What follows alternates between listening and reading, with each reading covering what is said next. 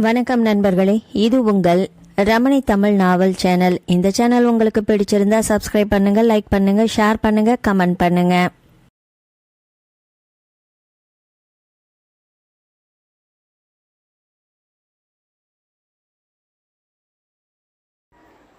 விடியற் காலை கண் விழித்ததும் வழக்கம் போல முருகனின் திருவுருவ படத்தை பார்த்தாள் விபிசா. முருகா, எல்லாரும் நல்லா இருக்கணும், எல்லாம் நல்லபடியாக நடக்கணும். படுக்கையில் எழுந்து உட்கார்ந்தாள்.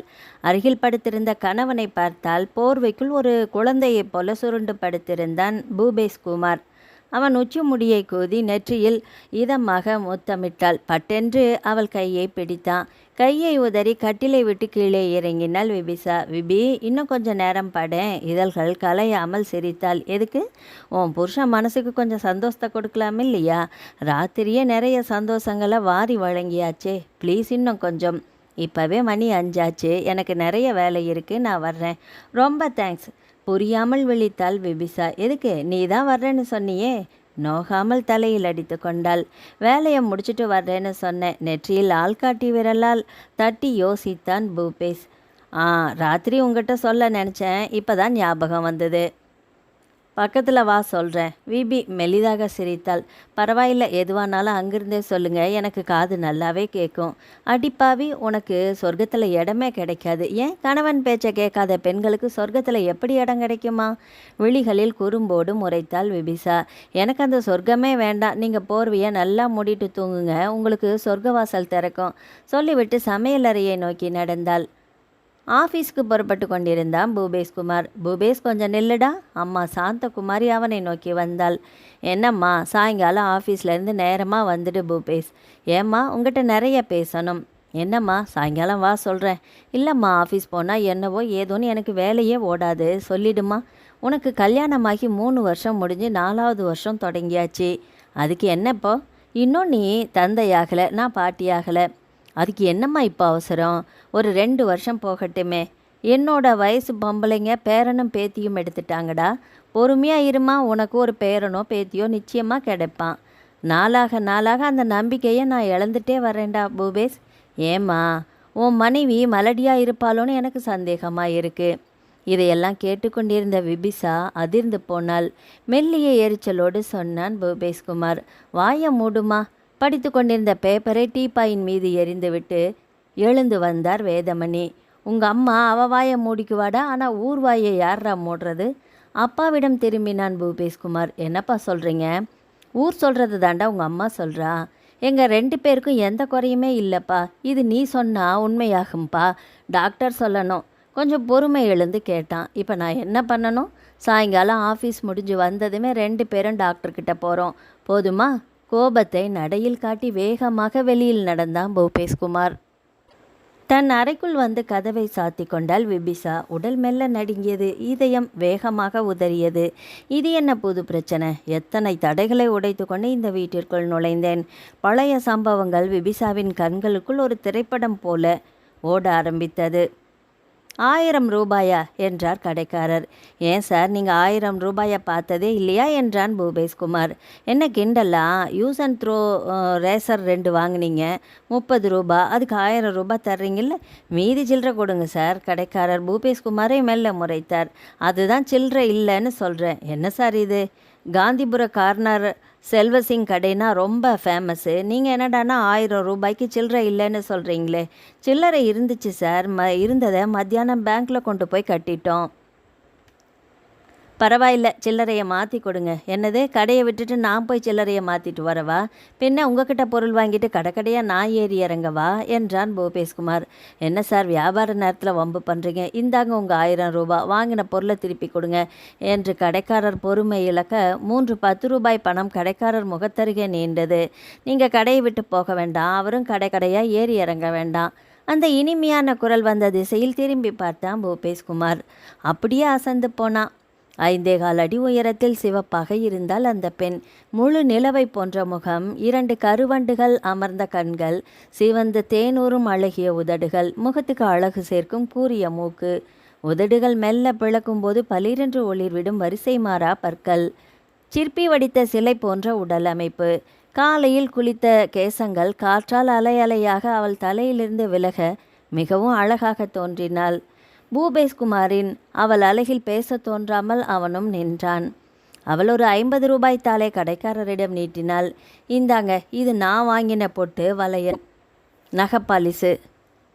கடைக்காரர் கொடுத்த பாக்கெட்டை வாங்கி கொண்டு வெளியில் நடந்தாள். பின்னால் ஓடிப்போய் அவள் முன்னால் நின்றான். ரொம்ப நன்றிங்க என்றான் பூபேஷ்குமார். உதடுகள் கலையாமல் சிரித்தாள் அவள். எதுக்கு? நீங்கள் எனக்கு சில்லறை கொடுத்ததுக்கு. பரவாயில்லை, விலகி நடந்தாள். மீண்டும் ஓடி அவள் முன்னால் நின்றான். என்னங்க பொசுக்கு பொசுக்குன்னு போயிடுறீங்க? உங்களுக்கு நான் 30 ரூபாய் தரணும். நீங்கள் யாருன்னு எனக்கு தெரியாதே. நோகாமல் சிரித்தாள். உங்களை எனக்கு நல்லாவே தெரியும். எப்படி? உங்கள் ஆஃபீஸ்க்கு எதிரில் தானே எங்கள் ஆஃபீஸும் இருக்குது. நாளைக்கு உங்கள் 30 ரூபாயை கொண்டு வந்து தந்துடுறேன் மேடம். விழிகளை உயர்த்தி அவனை பார்த்தாள். அந்த சிரமம் உங்களுக்கு வேண்டாம். என் ஆஃபீஸ் பியூன் அனுப்புகிறேன், கொடுத்துடுங்க சொல்லிவிட்டு அவன் வார்த்தைகளுக்கு கூட காத்திருக்காமல் கூட்டத்தில் கரைந்து போனாள். பூபேஷ்குமாரின் உதடுகள் மெல்ல முணுமுணுத்தது. எவ்வளவு அழகாக இருக்கிறாள்! என் அலுவலகத்துக்கு எதிரே இருந்தும் என் பார்வைக்கு இதுவரை எப்படி தப்பினாள்? அன்றிரவு தூக்கமே வரவில்லை. அந்த பெண் சிரித்து சிரித்து தோன்றி மறைந்தாள். அந்த சிரிப்பு தான் அவன் வாழ்க்கையில் ஒரு பெரிய புயலை உருவாக்கப் போகிறது. அலுவலகத்தில் பூபேஷ்குமாருக்கு வேலையே ஓடவில்லை. அந்த பெண் அனுப்பும் பியூன் எப்பொழுது வருவான், மீதி பணத்தை எப்பொழுது தருவோம் என்று தவித்து கொண்டிருந்தான். மதிய உணவு வேலையும் வந்தது. இன்னும் அந்த பியூன் வரவே இல்லை. இன்னும் அந்த பியூன் மாலை 5:30 மணியானும் வரவே இல்லை. வீட்டுக்கு எல்லாருமே புறப்பட்டு போய்விட்டார்கள். பூபேஷ்குமார் கோப்புகளை எடுத்து பீரோவில் பூட்டினான். அலுவலகத்தை விட்டு ரோட்டுக்கு வந்து எதிரே இருந்த அலுவலகத்திற்குள் நுழைந்தான். மாடிப்படிகளில் ஏறும்போது ஒரு பியூன் எதிரே வந்தான். அந்த பெண் சொன்ன பியூன் இவனாக இருக்குமோ? நீங்கள் இந்த ஆஃபீஸ் பியூனா என்றான் எதிரே வந்தவனிடம். ஆமாம் சார், இங்கே ஒரு பொண்ணு வேலை செய்கிறாங்களா? அவன் சிரிப்பில் மெல்ல நையாண்டி எட்டி பார்த்தது. இந்த ஆஃபீஸில் 5 பொண்ணுங்க வேலை செய்கிறாங்க. நீங்கள் யாரை கேட்குறீங்க சார்? அது வந்து சிவப்பா அழகாக இருப்பாங்களே. ஓ, விபிசா மேடத்தை சொல்கிறீங்களா? அவங்க இப்போ தானே புறப்பட்டு போனாங்க. அப்படியா, ரொம்ப நன்றிப்பா சொல்லிவிட்டு படிகள் இறங்கி ரோட்டிக்கு வந்தான். சுற்றுமுற்றும் ஆர்வமாக தேடினா விபிசாவை காணவில்லை. மனதுக்குள் ஏதோ தொலைந்ததை போல உணர்ந்தான். ஆஃபீஸ் முன்னால் நிறுத்தப்பட்டிருந்த பைக்கை நோக்கி போனான். பாக்கெட்டில் சில்லறை செய்து வைத்திருந்த பணம் கனப்பதை போலிருந்தது. அடுத்த நாள் அலுவலகம் புறப்படும் போது மறக்காமல் சில்லறை செய்த பணத்தை எடுத்து பாக்கெட்டில் வைத்து கொண்டான் பூபேஷ்குமார். முதலில் விபிசாவின் அலுவலகத்திற்குள் நுழைந்தான். நேற்று பேசிய அதே பியூன் எதிரே வந்தான். என்ன சார், விபிசா மேடத்தை பார்க்கணுமா? ஆமாம், அவங்க இன்னைக்கு லீவு சார். முகம் சோர்ந்து போனான் பூபேஷ்குமார். அவங்கக்கிட்ட ஏதாவது சொல்லணுமா சார்? பரவாயில்ல, நாளைக்கு பார்த்துக்கிறேன். அரை நாள் விடுப்பு போடலாமா என்று கூட நினைத்தான். மாலை அலுவலகம் முடிந்து வெளியே வந்தான். அப்பொழுதுதான் பைக்கை ஒர்க் ஷாப்பில் சர்வீஸுக்கு விட்டது நினைவுக்கு வந்தது. இன்னைக்கு பஸ் பயணம்தான். பஸ் நிறுத்தத்துக்கு புறப்பட்ட போது பின்னால் சார் என்று குரல் கேட்டது. திரும்பினான். அவனுடைய ஆஃபீஸ் பியூன் ராமு நின்றிருந்தான். என்ன ராமு? அவசரமாக ஒரு 50 ரூபாய் வேணும் சார். நாளைக்கு ஆஃபீஸ் வந்ததும் கொடுத்துட்றேன். ஒரு 100 ரூபாய் நோட்டும் விவிசாவுக்கு கொடுக்க வேண்டிய கடன் பணமும் பாக்கெட்டில் இருந்தது. 5-10 ரூபாய் நோட்டுகளை எடுத்து நீட்டினான். இனி நாளைக்கு தானே விபிசாவை சந்திக்க போகிறோம். ரொம்ப நன்றி சார். பியூன் ராமு விலக டவுன் பஸ் ஏறினான் பூபேஷ்குமார். கண்டக்டர் டிக்கெட் என்றவாறே அவனை நெருங்கினார். 100 ரூபாயை எடுத்து நீட்டினான். அதை வாங்காமலேயே அவனை பார்த்தார் கண்டக்டர். என்ன சார், எல்லாருமே 50 100ன்னு கொடுத்தா நான் சில்லறைக்கு எங்கே போகிறேன்? என்ன கண்டக்டர், 100 ரூபாய்க்கு சில்லறை இல்லையா? இருந்த சில்லறையை கொடுத்தாச்சு. டிக்கெட்டு 3 ரூபாய் கொடுங்க, இல்லைன்னா அடுத்த ஸ்டாப்புக்கு இறங்கிக்கோங்க. என்ன, அடுத்த ஸ்டாப்பில் இறங்கவா? பூபேஷ்குமாருக்கு அவமானமாக இருந்தது. இறங்கிக் கொள்ளலாமா என்று யோசித்த போது கண்டக்டர் முகத்தருகே 10 ரூபாய் நோட்டு நீண்டது. டிக்கெட்டுக்கு சில்லறை எடுத்து மீதி கொடுங்க கண்டக்டர். அதே இனிமையான குரல் கேட்டு திரும்பினா. இதழ்களில் தெரியும் புன்சிரிப்போடு அவனை பார்த்தாள். ரொம்ப தேங்க்ஸ் விபிசா. புருவங்களை ஆச்சரியமாக உயர்த்தினாள். என் பேர் உங்களுக்கு எப்படி தெரியும்? உங்களுக்கு பேலன்ஸ் கொடுக்க உங்கள் ஆஃபீஸ் போயிருந்தேன். நீங்கள் லீவுன்னு பியூன் சொன்னால் அப்போ தான் உங்கள் பேரும் தெரிஞ்சது. என் தோழி ஒருத்திக்கு உடம்பு சரியில்லை, அதுதான் விடுப்பு போட்டுட்டு பார்த்துட்டு வர்றேன். ஆமாம், எப்போவும் சில்லறை தகராறு தானா என்று சிரித்தாள் விபிசா. நாளைக்கு உங்கள் கடனை கொடுத்துட்றேன் விபிசா, மறந்துடாதீங்க. இந்த 3 ரூபாயும் சேர்த்து 33 ரூபாய் சொல்லிவிட்டு அடுத்த பஸ் ஸ்டாப்பில் இறங்கி கொண்டான். ஏனோ பூபேஷ்குமாரின் மனதும் இறங்கி கொண்டது. மாலை 5:30 மணி. தன் ஆஃபீஸ் விட்டு வெளியே வந்தான் பூபேஷ்குமார். அதே நேரம் எதிர் அலுவலகத்திலிருந்து வெளியே வந்து கொண்டிருந்தாள் விபிசா. அவன் முகம் பிரகாசமாகியது. அவளை நெருங்கி சிநேகமாக சிரித்தான். இன்னைக்கு உங்களை எங்கே மிஸ் பண்ணிடுவோன்னு பயந்துட்டே இருந்தேன். ஏன் உங்கள் கடனை தீர்க்கறதுக்கு தான். அப்படியா, சரி கொடுங்க என்று கைகளை நீட்டினாள். நான் உங்ககிட்ட ஒன்று கேட்கலாமா? கேளுங்க. ஆளுக்கு ஒரு காப்பி சாப்பிட்டுக்கிட்டு உங்கள் கடனை தீர்க்கலாமா? இதழ்கள் களையாமல் சிரித்தாள் விபிசா. இதுதான் உங்கள் ஆசையா? வாங்க போகலாம். இருவரும் அருகிலிருந்த ஒரு ஹோட்டலுக்குள் நுழைந்து எதிரெதிராக அமர்ந்தார்கள். பணியால் வந்தான். என்ன சாப்பிட்றீங்க என்றவன் ஹோட்டலில் உள்ள ஐட்டங்களை கடகடையென்று ஒப்பித்தான். விபிசாவின் முகத்தை நிமிர்ந்து பார்த்தான் பூபேஷ்குமார். முதல்ல எங்கூட வந்திருக்கிறீங்க, ஸ்வீட் ஏதாவது சாப்பிட்லாமா? மெல்லிதாக ஒரு புன்னகையை நெளிய விட்டாள். சொல்லுங்க, என்ன ஸ்வீட் உங்களுக்கு பிடிக்கும்? நான் ஏதாவது சாப்பிட்ணுன்னு உங்கள் ஆசை, அந்த ஆசைப்படியே சொல்லுங்களேன், எதுவானாலும். பணியாளிடம் திரும்பினான். பால் அல்வா கொண்டு வாங்க. பணியால் கொண்டு வந்து வைத்தான். பால் அல்வாவை ஸ்பூனால் விண்டு இதழ்கள் பிளந்து விபிசா சாப்பிடும் அழகை ரசித்து கொண்டிருந்தான். காப்பியும் வந்தது. இருவரும் குடித்து எழுந்தார்கள். பூபேஷ், நான் வெளியில் இருக்கேன், வாங்க. சர்வர் கொடுத்த பில்லை வாங்கி கொண்டு கல்லாவை நெருங்கினான். பில்லை மேஜை மேல் வைத்த பின் பாக்கெட்டில் கையை நுழைத்த பூபேஷ் பப என்று விழித்தான். பில்லை கையில் எடுத்த ஹோட்டல் முதலாளி 56 ரூபாய் கொடுங்க சார் என்றார். ஒரு நிமிஷம் இருங்க என்று வெளியே வந்தான். அவனை பார்த்ததும் கை நீட்டினாள் விபிசா. என்னோட கடனை கொடுங்க, பஸ்ஸுக்கு நேரமாச்சு. அசடு வளைந்தான் பூபேஷ்குமார். அவனும் கையை நீட்டினான். என்ன நீங்களும் கையை நீட்டுறீங்க? சாரி விபிசா, மதியம் கேன்டீனுக்கு போயிட்டு என்னோட இருக்கையில் வந்து உட்காந்தேன். பின் பாக்கெட்டில் வச்சுருந்த பர்ஸு அழுந்துற மாதிரி இருந்துச்சு. போகிறப்ப எடுத்துக்கலான்னு பர்ஸை எடுத்து மேஜை ட்ராயரில் வச்சுட்டேன், எடுக்க மறந்துட்டேன். அப்படின்னா ஒன்றும் தெரியாதது போல் கேட்டாள் விபிசா. பில்லுக்கு 56 ரூபாய் கொடுத்தீங்கன்னா இதையும் சேர்த்து நாளைக்கு கண்டிப்பாக கொடுத்துட்றேன். அவனுக்கு தெரியாமல் ஒரு சிரிப்பை துவங்கி ஹேண்ட்பேக்கிலிருந்து 50 ரூபாய் ஒரு 10 ரூபாய் தாள்களை எடுத்து நீட்டினாள். இதோட 93 ரூபாய் ஆச்சு. இந்தாங்க, எனக்கு பஸ்ஸுக்கு நேரம்தான், நான் புறப்படுறேன். பணத்தை கொடுத்து விட்டு விபிசா ஓட்டமும் நடையுமாக புறப்பட்டாள். என்ன ஒரு முட்டாள்தனம். தலையில் நோகாமல் அடித்து கொண்டு திரும்பவும் ஹோட்டலுக்குள் நுழைந்தான் பூபேஷ்குமார். அன்றைக்கு முடித்து கொடுக்க வேண்டிய கோப்பில் அதிக கவனம் செலுத்தி கொண்டிருந்தான் பூபேஷ்குமார். தன் மூக்கு நாசியை மெல்லிய இனிய நறுமணம் தீண்ட நிமிர்ந்து பார்த்தான். ஒரு பெண் ஒரு சின்ன சிரிப்போடு எதிரே நின்றிருந்தாள். நீங்கள் யாரும், உங்களுக்கு என்ன வேணும் என்றான். என் பேர் நந்தினி, உங்கள் ஆஃபீஸுக்கு எதிர் ஆஃபீஸில் ஸ்டெனோவா வேலை பார்க்குறேன். அடுத்த வாரம் சண்டே எனக்கு கல்யாணம், இந்தாங்க என்று ஒரு கல்யாண பத்திரிகையை அவனிடம் நீட்டினாள். மறுக்காமல் வாங்கி கொண்டு கேட்டான் பூபேஷ். மன்னிக்கவும், நீங்கள் யாருன்னு எனக்கு தெரியாதே, கொஞ்சம் யோசிங்க, உங்களுக்கே புரியும். பப என்று விழித்தான். நிஜமாவே நீங்கள் யாருன்னு எனக்கு தெரியலைங்க. உதடுகளில் ஓசை இல்லாமல் சிரித்தாள் நந்தினி. நான் விபிசாவோட நெருங்கிய சிநேகிதி, அவ தான் உங்களுக்கு பத்திரிக்கை கொடுக்க சொன்னா. முகம் பிரகாசித்தது உடனே. சாரிங்க, நிற்கிறீங்களே, உட்காருங்க என்றான் வெகு அவசரமாக. பரவாயில்லைங்க, கல்யாணத்துக்கு கண்டிப்பாக வந்துடுங்க. வர்றேன். அவனை பார்த்து குறும்பாக சிரித்தாள். நீங்கள் கண்டிப்பாக வந்துடுவீங்க, ஏன்னா விபிசா நிச்சயமாக வந்துடுவா. சொல்லிவிட்டு அவன் வார்த்தைகளுக்கு கூட காத்திருக்காமல் வெளியேறினாள்.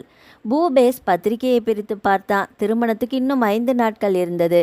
5 நாட்கள் என்பது 1 மாதம் போல தோன்றியது. ஆனாலும் கல்யாணத்துக்கு விபிசா வருவாள் என்று நினைத்தபோது வானத்தில் பறப்பதைப் போல இருந்தது. பொள்ளாச்சி சுப்பிரமணியர் கோவில் திருமணத்துக்கு ஏற்பாடு செய்திருந்தார்கள். புரோகிதரும் கெட்டிமேள வாத்தியங்களுக்கு ஏற்பாடு செய்யப்பட்டிருந்தது. கோயில் மண்டபத்தில் செங்கற்களால் ஹோமகுண்டம் வளர்க்கப்பட்டு ஐயர் மந்திரங்கள் சொல்லி கொண்டிருந்தார். அவர்களுக்கு எதிரே உட்கார்ந்திருந்த ராம் சுந்தரும் மணமகள் நந்தினியும் அந்த மந்திரங்களை திருப்பி கிளிப்பிள்ளையாட்டு சொல்லி கொண்டிருந்தனர். அந்த திருமணத்திற்கு உறவினர்கள் பாதியும் அலுவலக நண்பர்கள் பாதியும் வந்திருந்தார்கள். முகூர்த்தம் முடிந்ததும் டிஃபனுக்கு அருகிலுள்ள ஹோட்டலில் ஏற்பாடு செய்யப்பட்டிருந்தது. முகூர்த்த நேரம் நெருங்க கெட்டிமேளம் என்று ஐயர் மாங்கல்யத்தை நீட்ட சுப கெட்டிமேளம் முழங்க ராம் சுந்தர் தாலியை எடுத்து நந்தினியின் கழுத்தில் 3 முடிச்சுகளை போட்டுவிட்டு சந்தோஷ முகத்தோடு நிமிர்ந்தான். நந்தினியின் அருகில் நின்றிருந்தாள் விபிசா. பச்சை கலர் பட்டுப்புடவையில் ரொம்பவும் அழகாக இருந்தாள். அவளையே விழுங்கி விடுவதைப் போல பார்த்து கொண்டிருந்தான் பூபேஷ். எதற்கோ திரும்பிய விபிசா அவன் தன்னை வைத்த கண் வாங்காமல் பார்ப்பதை பார்த்து விட்டாள். மணமக்கள் எழுந்து கோயிலை சுற்றி வலம் போனார்கள். விபிசா எழுந்து சுப்பிரமணியர் சன்னதிக்குள் நுழைந்தாள். சாமி கும்பிட்டுவிட்டு திருநீர் குங்கும பிரசாதத்தோடு வெளியில் வந்தாள். மண்டபத்தின் படிகளில் பூபேஷ்குமார் உட்கார்ந்து கொண்டிருந்தான். மணமக்கள் சூரிய நமஸ்காரம் பண்ணி கொண்டிருந்தார்கள். பூபேஷ்குமாருக்கு சிறிது தூரம் தள்ளி உட்கார்ந்தாள். பூபேஷ், நீங்கள் சாமி கும்பலையா? வந்த உடனேயே சாமி கும்பிட்டாச்சு, இந்தாங்க பிரசாதம் என்று வலது கையை அவனிடம் நீட்டினாள். திருநீர் குங்குமத்தை எடுத்து நெற்றியில் இட்டு கொண்டான். விழிகளை உயர்த்தி அவளை பார்த்தான். என்ன எதுக்காக அப்படி முறைச்சிங்க? அந்த திடீர் கேள்வி அவனை தடுமாற வைத்தது. அது வந்து இந்த பட்டுப்புடவையில் ரொம்ப அழகாக இருந்தீங்க, அதுதான் பார்த்தேன். இதழோரம் மெல்ல சிரிப்பு. யார் அழகாக இருந்தாலும் பார்த்துடுவீங்களா? அப்படியெல்லாம் இல்லைங்க, என் மனசுக்கு பிடிச்சாதான் பார்ப்பேன். நிமிர்ந்து அவன் முகத்தை நேருக்கு நேராக பார்த்தாள். அப்போது என்ன உங்கள் மனசுக்கு பிடிச்சிருக்கா? அந்த அதிரடி கேள்வியால் அவன் வார்த்தைகள் சிறிது நேரம் மௌனமாகி போனது. அவனை நோக்கி இமைகளை படபடுத்தாள். சொல்லுங்க, என்ன உங்கள் மனசுக்கு பிடிச்சிருக்கா? பிடிச்சிருக்கு, அதுவும் ரொம்ப. விபிசாவின் முகத்தில் சந்தோஷமும் நாணமும் கலந்து மின்னியது. அலுவலகத்தைச் சேர்ந்த 5-6 பேர் அவர்களை நோக்கி வந்தார்கள். பக்கத்து ஹோட்டலில் தான் டிஃபனுக்கு ஏற்பாடு பண்ணியிருக்கு, வாங்க போகலாம். இருவரும் எழுந்து அவர்களோடு நடந்தார்கள். இருவர் பார்வைகளும் காதலை பரிமாறிக்கொண்டது. ஒவ்வொருவராக சாப்பிட்டு விட்டு வெளியில் வர இவர்களும் வந்தார்கள். பூபேஷ், எனக்கு ஒரு உதவி பண்ணுறீங்களா? சொல்லுங்க விபி. ஏற்கனவே நந்தினிக்கு கல்யாண பரிசு கொடுத்துட்டேன். மண்டபத்தில் மொய் எழுதிட்டுருக்காங்க, பணம் தர்றேன், மொய் வச்சுட்டு வர்றீங்களா? கொடுங்க, வச்சுட்டு வரேன். ஹேண்ட்பேக்கை திறந்து 1000 ரூபாய் நோட்டை நீட்டினாள். மொய் எவ்வளவு எழுதணும்? அதை எல்லாத்தையுமே எழுதிடுங்க, நான் இங்கே வெயிட் பண்ணுறேன். சரிங்க. பூபேஷ்குமார் மண்டபத்திற்குள் நுழைந்தான். ஒவ்வொருவராக மொய் எழுதி கொண்டிருந்தார்கள். விபிசா 1000 ரூபாய் மொய் எழுதுகிறாங்க. நாம் ஒரு 500க்கு எழுதினா தானே கௌரவமாக இருக்கும் என்று நினைத்தவன் பின் பாக்கெட்டில் கையை நுழைத்தான். திக்கென்றது பூபேஷுக்கு. பர்ஸை காணவில்லை. பபை என்று விழித்தான். திரும்பவும் விபிசாவை நோக்கி போனான். மொய் எழுதிட்டீங்களா? இல்லையா? ஏன்? பணத்தை யாரோ பிக் பாக்கெட் அடிச்சிட்டாங்க. பணத்தை கையில் தானே கொண்டு போனீங்க. உங்கள் பணம் இல்லைங்க, என் பணம். உங்கள் இடத்துல ஏறும்போது டிக்கெட் வாங்கிட்டு பஸ்ஸை பின் பாக்கெட்டில் பர்ஸை வச்சேன். கிணத்து கடவுளை பஸ் நின்னப்போ கூட்டமாக ஏறினாங்க. இறங்கிக்க அப்போ தான் யாரோ என்னோடய பர்ஸை எடுத்திருக்காங்க. இப்போ அதுக்கு என்ன பண்ணணுமா? போலீஸ் கம்ப்ளைண்ட் கொடுக்கணுமா என்று கேட்டாள். பர்ஸில் 1200 ரூபாய் வச்சுருந்தாங்க. அதுக்கு போய் போலீஸ் ஸ்டேஷன், வீடு, ஆஃபீஸ்னு தினமும் அலைய முடியுமா? போகுது, விடுங்க. நான் மொய் எழுத பணம் வேணும். எவ்வளவு? ஒரு 500 போதும். ஹேண்ட்பேக்கை திறந்து 500 ரூபாயை நீட்டினாள். இந்தாங்க, நாளைக்கு பழைய பாக்கியோடு சேர்த்து கொடுத்துட்றேன். எங்கே சொல்கிறீங்க? கொடுக்கவே மாட்டேங்கிறீங்க. நாளைக்கு கண்டிப்பாக தந்துடுறேங்க. பார்க்கலாம் என்று பெருமூச்சு விட்டாள் விபிசா. பூபேஷ்குமார் மண்டபம் நோக்கி நடக்க, பூபேஷ் ஒரு நிமிஷம் திரும்பி பார்த்தான். என்னங்க, இந்த பணத்தையும் யாராவது பிக் பாக்கெட் அடிச்சிட போகிறாங்க, ஜாக்கிரதை சொன்ன விபிசாவுக்கு சிரிப்பு பொத்து கொண்டு வந்தது. பூபேஷுக்கு உதடுகள் கலையாமல் சிரிக்கத்தான் தோணியது. ஏனோ விபிசாவின் மனம் பூராவும் சந்தோஷம் நிரம்பி வழிந்தது. ஆனால் அவளுக்கு ஒரு அதிர்ச்சியான செய்தி வீட்டில் காத்து கொண்டிருந்தது. விபிசா வீட்டிற்குள் நுழையும் போதே அந்த வீட்டில் ஒரு வித்தியாசம் தெரிந்தது. வீடு சுத்தம் செய்யப்பட்டு சாணம் மெழுகப்பட்டு கோலங்கள் போடப்பட்டிருந்தது. முன்காலில் ஜமுக்காலம் பாய்கள் விரிக்கப்பட்டு நாற்காலிகள் போடப்பட்டிருந்தது. எதற்கோ முன்னறைக்கு வந்த அத்தை பார்கவியை பார்த்து கேட்டாள் விபிசா. நம்ம வீட்டில் என்ன விசேஷம் அத்தை திடீர்னு? விசேஷம் உனக்கு தாண்டி. எனக்கா? என்ன விசேஷம்? புரியாமல் கேட்டாள். உங்கள் மாமா உனக்காக 2-3 இடத்துல மாப்பிள்ளைக்கு சொல்லி வச்சுருந்தார் இல்லையா? அதில் ஒரு குடும்பம் காலை 10 மணிக்கு திடீர்னு ஃபோன் பண்ணி உன்னை பெண் பார்க்க வரதா சொன்னாங்க. நீ உன்னோட சித்தி கல்யாணத்துக்கு போயிருக்கிற விபரத்தை சொன்னேன். எத்தனை மணிக்கு நீ வருவேன்னு கேட்டாங்க. 3 மணிக்குள்ளே வந்துடுவேன்னு சொன்னதும் இன்றைக்கி நல்ல முகூர்த்த நாள், சாயங்காலம் 4 மணிக்கு மேலே வரதா சொல்லிட்டாங்க. நானும் உங்கள் மாமா ஆஃபீஸ்க்கு ஃபோன் பண்ணி சொல்லிட்டேன். அவரும் அரை நாள் லீவு போட்டுட்டு வர்றேன்னாரு. அத்தையை கொஞ்சம் சங்கடமாக பார்த்தாள் விபிசா. என்ன அத்தை, மாமா கிட்ட தான் தெளிவாக சொன்னேனே, எனக்கு இப்போதைக்கு கல்யாணமே வேண்டான்னு. பார்வதியின் முகம் கோணலாக போனது. நீ சொல்ல மாட்ட? 10 வயசு நீ இருக்கிறப்போ உங்கள் அப்பா ஃபேக்ட்ரியில் மெஷினில் அடிபட்டு செத்து போயிட்டாரு. உனக்கு 13 வயசு நடக்கிறப்போ உங்கள் அம்மா நோய் வந்து செத்து போயிட்டா. உங்கள் அம்மா மேலே உங்கள் மாமாவுக்கு அக்கான்னு ஒரு தனி பாசம். அதனால் உன்னை கஷ்டப்பட்டு படிக்க வச்சு வளர்த்தாரு. நீ என்னடானா அவர் பார்த்த மாப்பிள்ளையா வேண்டாங்கிற? அவசரமாக மறைத்தாள் விபிசா.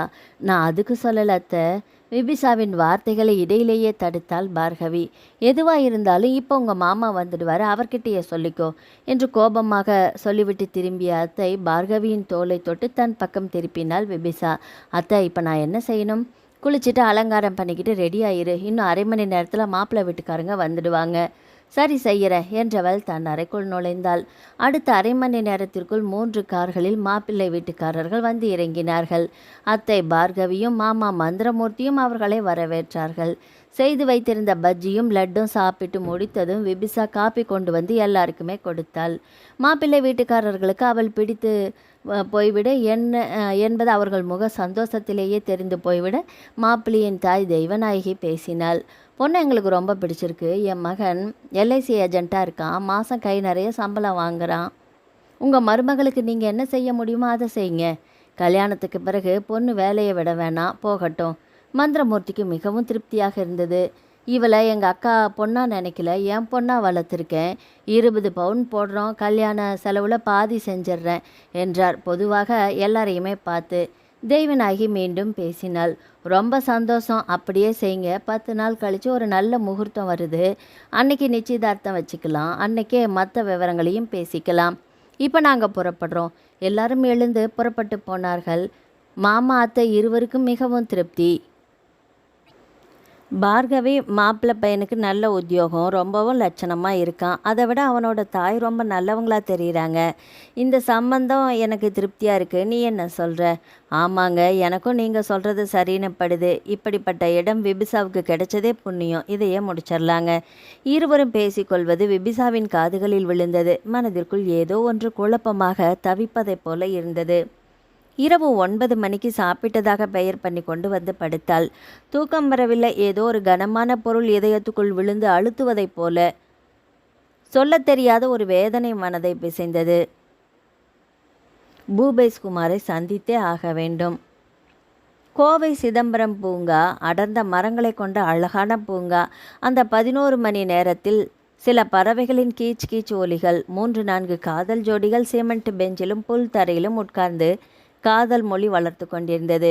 2 சோம்பேறிகள் புல்தரையில் தினசரி பேப்பரை விரித்து தூங்கி கொண்டிருந்தார்கள். 2 கல்லூரி மாணவர்களும் மாணவிகளும் கட்டடித்துவிட்டு பூங்காவை சுற்றி கொண்டிருந்தனர். இவர்களுக்கு மத்தியில் ஒரு சிமெண்ட் பெஞ்சில் அருகருகே விபிசாவும் பூபேஷ் குமாரும் உட்கார்ந்து பேசிக்கொண்டிருந்தார்கள். தலை குனிந்து கொண்டிருந்த விபிசாவை பார்த்தான் பூபேஷ். விபி, ஆஃபீஸ்க்கு ஃபோன் பண்ணி லீவு போட்டுட்டு வான்னு சொன்னீங்க. ஒரு பொய்யை சொல்லி அந்த ஜிஎம் கிட்ட விடுப்பு வாங்கிறதுக்குள்ளே உடம்பெல்லாம் வேர்த்து போயிடுச்சு. எதுக்கு திடீர்னு வர சொன்னீங்க?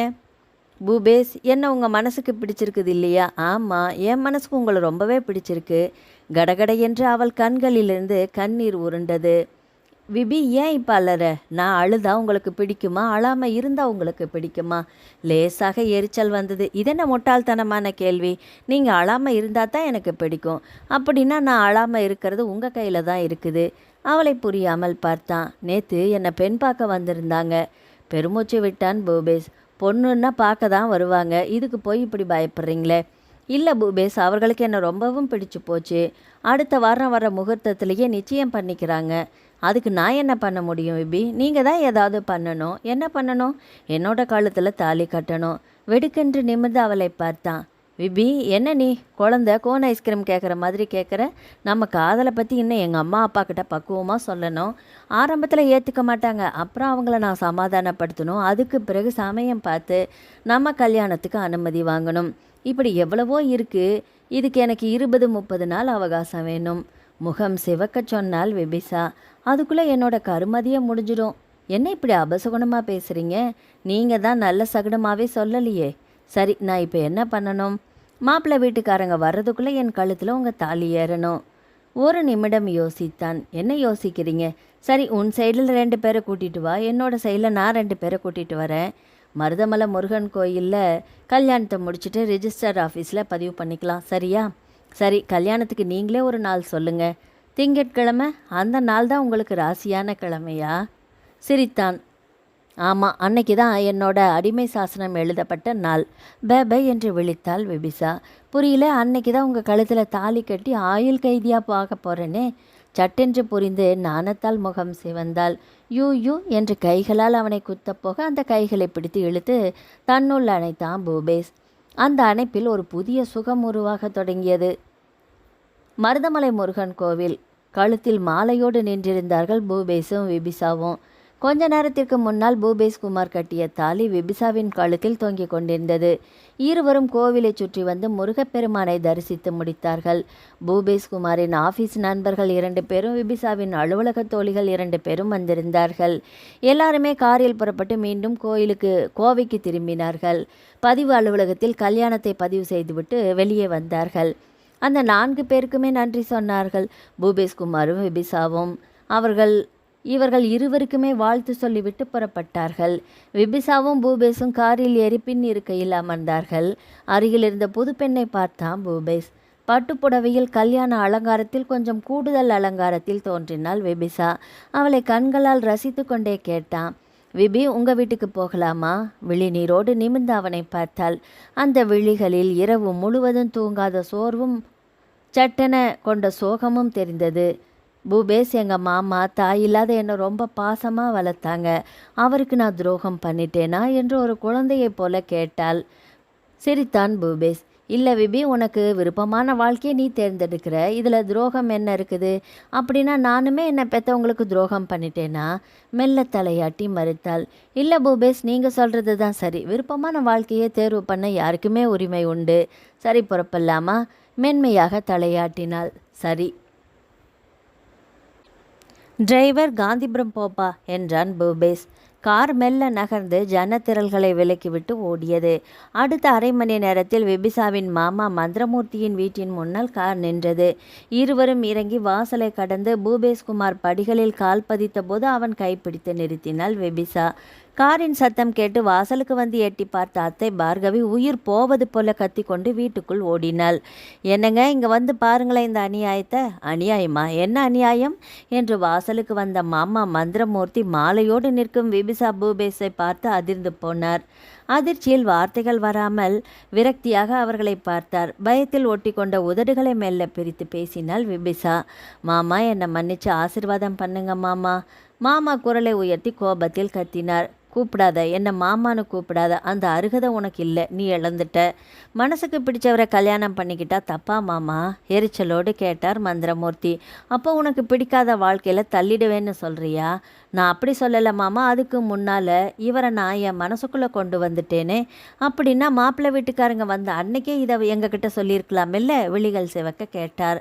மாப்பிள்ளைய பிடிச்சிருக்கான்னு கேட்பீங்க, அப்போ சொல்லலான்னு இருந்தேன் மாமா. ஆனால் நீங்கள் அதை பற்றி ஒரு வார்த்தை கூட கேட்கலையே என்கிட்ட.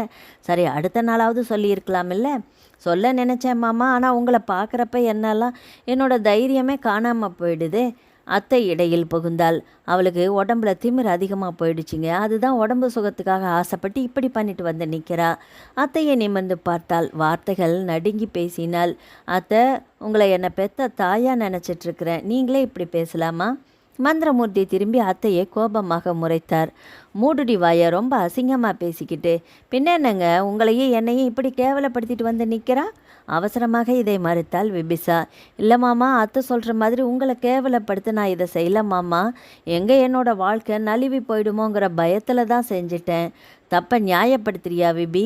இல்லை மாமா, நீங்கள் என்ன தப்பாக நினைக்கக்கூடாதுன்னு தான் உண்மையை சொல்கிறேன். அத்தை மீண்டும் இடைமறித்தாள். அவ சொல்கிறத நம்பாதீங்க, நாடகம் ஆடுறா சண்டாளி. கோபமாக கத்தினார் மாமா. பார்கவி, நீ பேசாமல் இருக்க மாட்ட? ஆமாம், உங்கள் அக்கா மகளையும் அவள் செஞ்சிருக்கிற காரியத்தையும் நீங்கள் தான் மெச்சிக்கணும் என்று வார்த்தைகளை முடித்து கொண்டாள். மாமா விற்றென்று விபிசாவிடம் திரும்பினார். இதை பாரு, இந்த தெருவே வேடிக்கை பார்க்குது. நாளைக்கு மாப்பிள்ளை வீட்டுக்காரங்க வந்து என் முகத்தில் காரி துப்புறதுக்கு முன்னாடி இங்கேருந்து மரியாதையாக போயிடு. இனிமே என் முகத்திலேயே விழிக்காத. மாமா அத்தனை எந்த உறவையும் சொல்லிக்கிட்டு இனி இந்த வாசப்படி ஏறாத. சொல்லிவிட்டு வீட்டிற்குள் போய்விட்டார் மந்திரமூர்த்தி. அத்தை பார்கவி முகத்தை தோளில் மோதிக்கொண்டு உள்ளே போனாள். சிவந்த விழிகளோடு நீரோடு நிமிர்ந்து பூபேஸ் குமாரை பார்த்தாள் விபிசா. உதட்டோரம் மெல்ல சிரித்தான் அவன். விபி, இப்படியெல்லாம் நடக்கும்னு எனக்கு நல்லாவே தெரியும். நம்ம 2 பேரும் கல்யாணம் பண்ணிக்கிட்டு ஓடி போயிட்டோன்னு உங்கள் மாமாவும் அத்தையும் நினைக்கக்கூடாது பாரு. அதுதான் உங்கள் வீட்டுக்கு கூட்டிகிட்டு வந்தேன் என்று விபிசாவின் கையை பிடித்து இழுத்து கொண்டு காரில் ஏறினான். டிரைவர், வண்டியை சாய்பாபா காலனிக்கு விடு என்றான். கார் காந்திபுர நெரிசலை தள்ளி கொண்டு ஓடியது. அவன் வீட்டிலும் ஒரு புயல் மையம் கொண்டிருந்தது. அம்மா, என்ன பூபேஸ், குரல் மாதிரி கேட்குது. அவன் ஆஃபீஸ்க்கு போகலையா இப்போ என்று வெளியே எட்டி பார்த்த அம்மா சாந்தகுமாரி ஆடிப்போனாள். டேய், என்னடா இது? யாருடா இந்த பொண்ணு? இவ பேர் விபிசாமா. நானும் இவளும் காதலிச்சோம், திடீர்னு கல்யாணம் பண்ணிக்கிட்டோம். என்ன, திடீர்னு கல்யாணம் பண்ணிக்கிட்டீங்களா? கோபமாக கேட்டாள். இல்லைம்மா, அடுத்த வாரம் மாப்பிள்ளை வீட்டுக்காரங்க இவளை நிச்சயம் பண்ண வர்றாங்க. அதனால தான் அவசரமாக கல்யாணத்தை பண்ண வேண்டியதாக போயிடுச்சு. சாந்தா, நீ யார் கூட பேசிகிட்டு இருக்கிற என்றவாறு வெளியே வந்தார் வேதமணி. உங்கள் அருமை தவ புதல்வன் என்ன காரியம் பண்ணிட்டு வந்திருக்கான்னு கொஞ்சம் வந்து எட்டி பார்க்குறீங்களா என்று கணவனை முறைத்தாள். என்ன கொலையா பண்ணிட்டு வந்திருக்கான் என்று கிண்டலாக சொல்லிவிட்டு வாசலை பார்த்தவர் அதிர்ந்தே போனார். மாலையும் கழுத்துமாக பூபேஷ் குமாரும் அவன் அருகில் ஒரு பெண்ணும். பூபேஷ், என்னடா இது? இந்த பொண்ணை எங்கேருந்துடா கூட்டிகிட்டு வந்த? கூட்டிகிட்டு வரலப்பா, கட்டிக்கிட்டு வந்திருக்கிறேன். அடி செருப்பால, மாலையும் கழுத்துமா இருக்கிற நீ கல்யாணம் பண்ணிட்டு வந்திருக்கேன்னு எனக்கு தெரியாதா? பெற்றவங்க நாங்கள் எங்கடா போயிட்டோம், இப்படி ஒரு காரியத்தை பண்ணிட்டு வந்து நிற்கிற? சாரிப்பா, அவசரமான சூழ்நிலை, உங்ககிட்ட கூட சொல்ல முடியாமல் கல்யாணம் பண்ணிக்கிட்டோம். இது தப்பாக தெரியலையாடா உனக்கு? கல்யாணம் பண்ணிக்கிறது தப்பாப்பா? கல்யாணம் பண்ணிக்கிறது தப்பு இல்லைடா, இப்படி அனாதையாக ஒரு கல்யாணத்தை பண்ணிட்டு வந்து நிற்கிறியே, அதுதான்டா தப்பு. இந்த கல்யாணம் நடக்கலைன்னா இவளோட உயிரே போயிடும்பா. இப்போ எங்களோட மானமே போயிடுச்சேடா. உயிரை விட மானம் பெருசாப்பா? மானம் உள்ளவனுக்கு அதுதான்டா உயிர். அப்போது உங்களுக்கு மன்னிப்பே கிடையாதாப்பா? எங்களுக்கு மன்னிப்பே கிடையாதாப்பா? கசப்பாய் புன்னகைத்தார் வேதமணி. மன்னிக்க மனசு வேணுண்டா, அதைத்தான் நீ உடைச்சிட்டல்ல. உங்கள் அம்மா மனசு உடையாமல் இருந்தால் உன்னை மன்னிக்க சொல்லு. அம்மா, என்னை மன்னிச்சிடுமா கெஞ்சும் குரலில் கேட்டான். ஏண்டா இப்படி பண்ணிட்டு வந்த? பெற்ற தாய் மெல்ல அழத் தொடங்கினாள். இது பாருமா, உங்களை பொறுத்த வரைக்கும் நான் பண்ணினது தப்பு தான். நீங்கள் என்னை மன்னிச்சா என் மனைவியை கூட்டிகிட்டு இந்த வீட்டுக்குள்ளே வர்றேன், இல்லை இப்படியே நாங்கள் 2 பேருமே போயிடுறோம். அம்மா சாந்தகுமாரி பயந்து போனாள். கணவனை அண்ணாந்து பார்த்தாள். என்னங்க இப்படி சொல்கிறான்? அவன் சொல்கிறதும் சரிதானே சாந்தா. 2 பேரையும் கழுத்தை பிடிச்சி வெளியில் தள்ளுற பாவத்தை அவன் நமக்கு கொடுக்கல. கணவனை கொஞ்சம் கெஞ்சும் பார்வையோடு பார்த்தாள். என்னங்க இப்படி சொல்கிறீங்க? அவன் நமக்கு ஒரே பிள்ளை. அடி பைத்தியக்காரி, உன்னையும் என்னையும் ஒரே நேரத்தில் ஒதுக்கி வச்சுட்டு அந்த பொண்ணு தான் பெருசுன்னு தாலி கட்டிட்டு வந்திருக்கிறான். அப்படிப்பட்டவனை தனியாக போய் குடும்பம் நடத்த மாட்டானா? நீ என்னடான்னா பெருசாக பயப்படுற? என்னங்க கொஞ்சம் இறக்கம் காட்டுங்களே. மனைவியை கண்களால் முறைத்தார். என்னடி நீ தப்பு செஞ்சது உன் மகன், என்ன இறக்கமில்லாதவன்னு சொல்கிறியா? அப்படி இல்லைங்க, அவனை பிரிஞ்சு என்னால் எப்படிங்க என்று வார்த்தைகளை முடிக்காமல் விசிம்பினாள் சாந்தகுமாரி. மனைவியை ஒரு மாதிரியாக பார்த்தார் வேதமணி. தெரியும்டி, எனக்கு எல்லாமே தெரியும். என்னை விட உன் மகன் தானே உனக்கு வசதி. நான் அவனை வீட்டை விட்டு போக சொல்லிடுவேன், நீயும் ஒரு 10 நாளைக்கு சும்மா இருப்ப. 16வது நாள் அழுது ஒப்பாரி வைக்க ஆரம்பிச்சிடுவேன். என் மகன் என்ன கொலை பண்ணிட்டானா, இல்லை அடுத்தவங்க குடியை தான் கெடுத்துட்டானா, இப்படி அவனை வீட்டை விட்டு துரத்திட்டீங்களேன்னு புலம்புவ. என்னை நிம்மதியாக இருக்க விட மாட்டேன். போ, 2 பேருக்கும் ஆரத்தி எடுத்து நடுவீட்டில் உட்கார வச்சு கொஞ்சு. வேதமணி கோபமாக சொன்னவர் சட்டையை எடுத்து மாட்டிக்கொண்டு வெளியில் போனார். சாந்தகுமாரி இருவருக்கும் ஆரத்தி எடுத்து வீட்டிற்குள் அழைத்தாள். இப்படித்தான் விபிசா அந்த வீட்டிற்குள் தன் வலது காலை எடுத்து வைத்தாள். கடந்த கால நினைவுகளிலிருந்து மீண்ட விபிசா வெகு நேரம் அழுது கொண்டே இருந்தாள். மதியம் சாப்பிட கூட பிடிக்கவில்லை. கதவை தாள் போட்டுக்கொண்டு எவ்வளவு நேரம் அழுதாலோ தெரியவில்லை. அப்படியே உறங்கி போனாள். கதவு படபட என்று தட்டப்படும் சத்தம் கேட்டது. திடுக்கிட்டு எழுந்தாள். விபி, விபி, பூபேஷ் குமாரின் குரல். ஆஃபீஸிலிருந்து அதுக்குள்ளே வந்துட்டாரா? வழிந்த கண்ணீர் கன்னங்களிலும் காதோரமும் வறண்டிருக்க முகம் கழுவி விட்டு துண்டால் முகத்தை துடைத்து கொண்டே கதவை திறந்தாள். உள்ளே நுழைந்தான். என்ன விபி, தூங்கிட்டியா? ஆமாம் விபி, தலை ரொம்ப வலிக்கிற மாதிரி இருக்குது. சூடாக ஒரு காப்பி போட்டு தரியா? முகம் கை கால் கழுவிட்டு வாங்க, காப்பி ரெடியாக இருக்கும். உடைகளை கலைந்து லுங்கிக்கு மாறி கைகால் கழுவி கொண்டு வந்தான். அவன் முன்னே காப்பி டம்ளரை நீட்டினாள். அதை வாங்கி பருகி கொண்டே கேட்டான். விபி, இப்போ நீ ஃப்ரீயாக இருக்கியா? என்ன பூபேஷ், நாம் 2 பேரும் ஒரு பக்கம் போயிட்டு வரணும். புருவங்களை உயர்த்தி கேட்க, எங்கே? ஆர்எஸ்புரத்தில் இருக்கிற மாலினி கிளினிக்கு டாக்டர் மாலினி ஈஸ்வரனை பார்க்க போகிறோம். எதுக்கு? நாம் 2 பேரும் இன்னும் குழந்தை பெற்றுக்கலையேன்னு அம்மா அப்பா சந்தேகப்படுறாங்களா, அதுக்காக. கணவன் முகம் பார்த்து கேட்டாள். என் மேலே உங்களுக்கு நம்பிக்கை இல்லையா? உண்மையில் எனக்கு நம்பிக்கை இருக்குது விபி. நம்ம 2 பேர் மேலே அப்பா அம்மாவுக்கு தான் நம்பிக்கை இல்லை. அதுக்கு டாக்டர்கிட்ட செக்கப் பண்ணிட்டு வந்துட்டான். அப்பா அம்மா மனசில் இருக்கிற சந்தேகம் கரையிறதுக்கு வாய்ப்பாக இருக்கும்ல. சரி, போகலாம். தேங்க்யூ. ஒரு 1/4 மணி நேரத்தில் நான் புறப்பட்டால் போதுமா? போதும். சரி, நீங்கள் புறப்படுங்க என்று திரும்பி அவளை மீண்டும் கூப்பிட்டான். விபி, என்ன பூபேஷ், இதில் உனக்கொன்னும் வருத்தம் இல்லையே? சிரித்தாள். குற்றவாளின்னு சந்தேகம் வந்த பின்னால் நிரபராதின்னு நிரூபிக்க வேண்டியது நம்ம கடமை தானே. சரி, சீக்கிரம் புறப்படுங்க என்றவள் குளியலறை நோக்கி போனாள். அடுத்த 1/2 மணி நேரத்தில் இருவரும் பைக்கில் ஏறி உட்கார்ந்தார்கள். பஜாஜ் ஆர்எஸ்புரத்தை நோக்கி வேகம் பிடித்தது. டாக்டர் மாலினி விபிசாவையும் டாக்டர் ஈஸ்வரன் பூபேஷையும் பரிசோதனை செய்து இன்னும் சில மருத்துவ பரிசோதனைகளுக்கு உட்படுத்த இருவரையும் 10 நாட்கள் கழித்து வருமாறு கூறினார்கள். மருத்துவ பரிசோதனைகளின் முடிவுகள் வந்த பிறகு தன்னுடைய முடிவை சொல்வதாக சொன்னார்கள். அடுத்த 10வது நாள் இருவரும் டாக்டர் மாலினியின் முன்னால் உட்கார பூபேஷ் குமார் விபிசாவின் மருத்துவ ரிப்போர்ட்டுகள் மேஜை மேல் காத்திருந்தது. டாக்டர் மாலினி ஒவ்வொன்றாக எடுத்து உன்னிப்பாக பார்த்துவிட்டு மெல்ல தலை நிமிர்ந்தார். மிஸ்டர் பூபேஷ், உங்கள் 2 பேருக்குமே எந்தவித பிரச்சனைகளும் இல்லை ஆனா என்று மெல்ல விபிசாவை பார்த்தார். சொல்லுங்க டாக்டர், ஆனா என்ன என்று அவசரப்பட்டான். மிஸ்ஸஸ் விபிசா கர்ப்பம் தரிக்க கொஞ்சம் தாமதமாகும். எவ்வளோ நாளாகும்? விபிசாவின் நெஞ்சுக்குள் ஏதோ ஒன்று மெல்ல அதிர்ந்தது. நாட்கள் அல்ல பூபேஷ், வருஷங்கள் கூட ஆகலாம். எவ்வளவு வருஷங்கள் டாக்டர்? 1 வருஷம் ஆகலாம், ஏன் 3 வருஷம் கூட ஆகலாம். என்ன டாக்டர் இப்படி சொல்கிறீங்க என்றான் பூபேஷ் பயத்தோடு. இதை நான் சொல்லலை மிஸ்டர் பூபேஷ், உங்கள் 2 பேரோட பரிசோதனை முடிவுகள் தான் சொல்லுது என்று மாலினி விபிசாவின் முகம் பார்த்து வாய் நிறைய சிரித்தாள். ஆனால் உங்களுக்கு குழந்தை பாக்கியம் கண்டிப்பாக இருக்குது, பயப்படாதீங்க, இந்தாங்க. எல்லா மருத்துவ ரிப்போர்ட்டுகளையும் பிரிஸ்கிரிப்ஷனையும் எடுத்து நீட்டினார். இதில் எழுதியிருக்கிற மருந்து மாத்திரை டானிக்குகளை தவறாமல் சாப்பிடுங்க. மாதத்துக்கு ஒரு முறை என்ன வந்து பார்த்துட்டு போங்க. இருவரும் தளர்ந்து போய் எழுந்தார்கள். நாங்கள் வரோம் டாக்டர், வாங்க ப்ளீஸ். டாக்டர் மாலினி மென்மையாக சிரித்து தலையாட்டினார். இருவரும் கிளினிக்கை விட்டு வெளியே வந்தார்கள். விபிசாவின் வயிற்றில் கர்ப்பம் தரிக்க 1 வருஷம் ஆகலாம், ஏன் 3 வருஷம் கூட ஆகலாம். டாக்டர் மாலினி சொன்ன அந்த வார்த்தைகள் இதயத்தை வெகுவாக பிசைந்தது. 3 வருட தாமதத்திற்கே தாம் தூம் என்று குதித்த அத்தையும் மாமாவும் இன்னும் நான் குழந்தை பெற 3 வருடம் ஆகும் என்று சொன்னால் ஏற்றுக்கொள்வார்களா? ரொம்பவும் பயந்து போனாள் விபிசா. அவள் பயம் உண்மைதானே? விபிசாவின் உள்ளம் நடுங்கிக் கொண்டிருந்தது. கதவை தாழ்பாடாமல் சாத்திவிட்டு படுக்கையில் அமர்ந்திருந்தாள். முன்னறையில் மாமனாரும் மாமியாரும் பூபேஷும் கேள்விகளால் துவைத்து கொண்டிருக்க, அவனும் ஏதோ சமாதானம் பண்ணி திணறி கொண்டிருக்க, நீண்ட நேரத்துக்கு பிறகு கதவை திறந்து உள்ளே வந்தான். அவன் முகம் வாடியிருந்தது. அந்த முகத்தில் குழப்பம் தெரிந்தது. அதைவிட வேதனை பரவி கிடந்தது. படுக்கையிலிருந்து எழுந்தாள் விபிசா. சாப்பிட்றீங்களா? கொண்டு வரட்டுமா? இங்கே படுக்கையில் உட்கார்ந்தான். குரலில் உயிர் இல்லாமல் சொன்னான். வேண்டாம், மனசே சரியில்லை. சரி, பாலாவது கொண்டு வரட்டுமா பூபேஷ்? தலையாட்டினான். கொண்டு வா. விபிசா அடுக்கலைக்குள் நுழைந்தாள். பாலை காய்ச்ச தொடங்கினால் மாமாவாத்தையும் ஏதோ பேசியிருக்கிறார்கள். இவ்வளோ தூரம் வேதனைப்படுகிறார் என்றால் வார்த்தைகளும் பேசப்பட்ட விஷயங்களும் ரொம்பவும் வலுவாகத்தானே இருக்கும். அதை தொண்டைக்குள் வைத்து கொண்டு விழுங்கவும் முடியாமல் துப்பவும் முடியாமல் தவிக்கிறார். பால் டம்ளரை கணவன் முன்னால் நீட்டினால் வாங்கி குடித்துவிட்டு எதுவுமே பேசாமல் படுத்து கொண்டான். விபிசாவுக்கும் எதுவும் சாப்பிட பிடிக்கவே இல்லை. மின்சார விளக்கை அணைத்துவிட்டு படுத்து கொண்டாள். அவன் அருகில் விழிகள் மூட மறுத்தது. துக்கமாக வந்தது. அதிகாலையில் எழுந்து வாசல் தெளித்து கோலம் போட்டால் காப்பி தயாரித்து கொண்டு போய் அத்தை மாமாவிடம் நீட்டினாள். வாங்கி கொண்டார்கள். முகத்தில் பழைய சிரிப்பு இல்லை.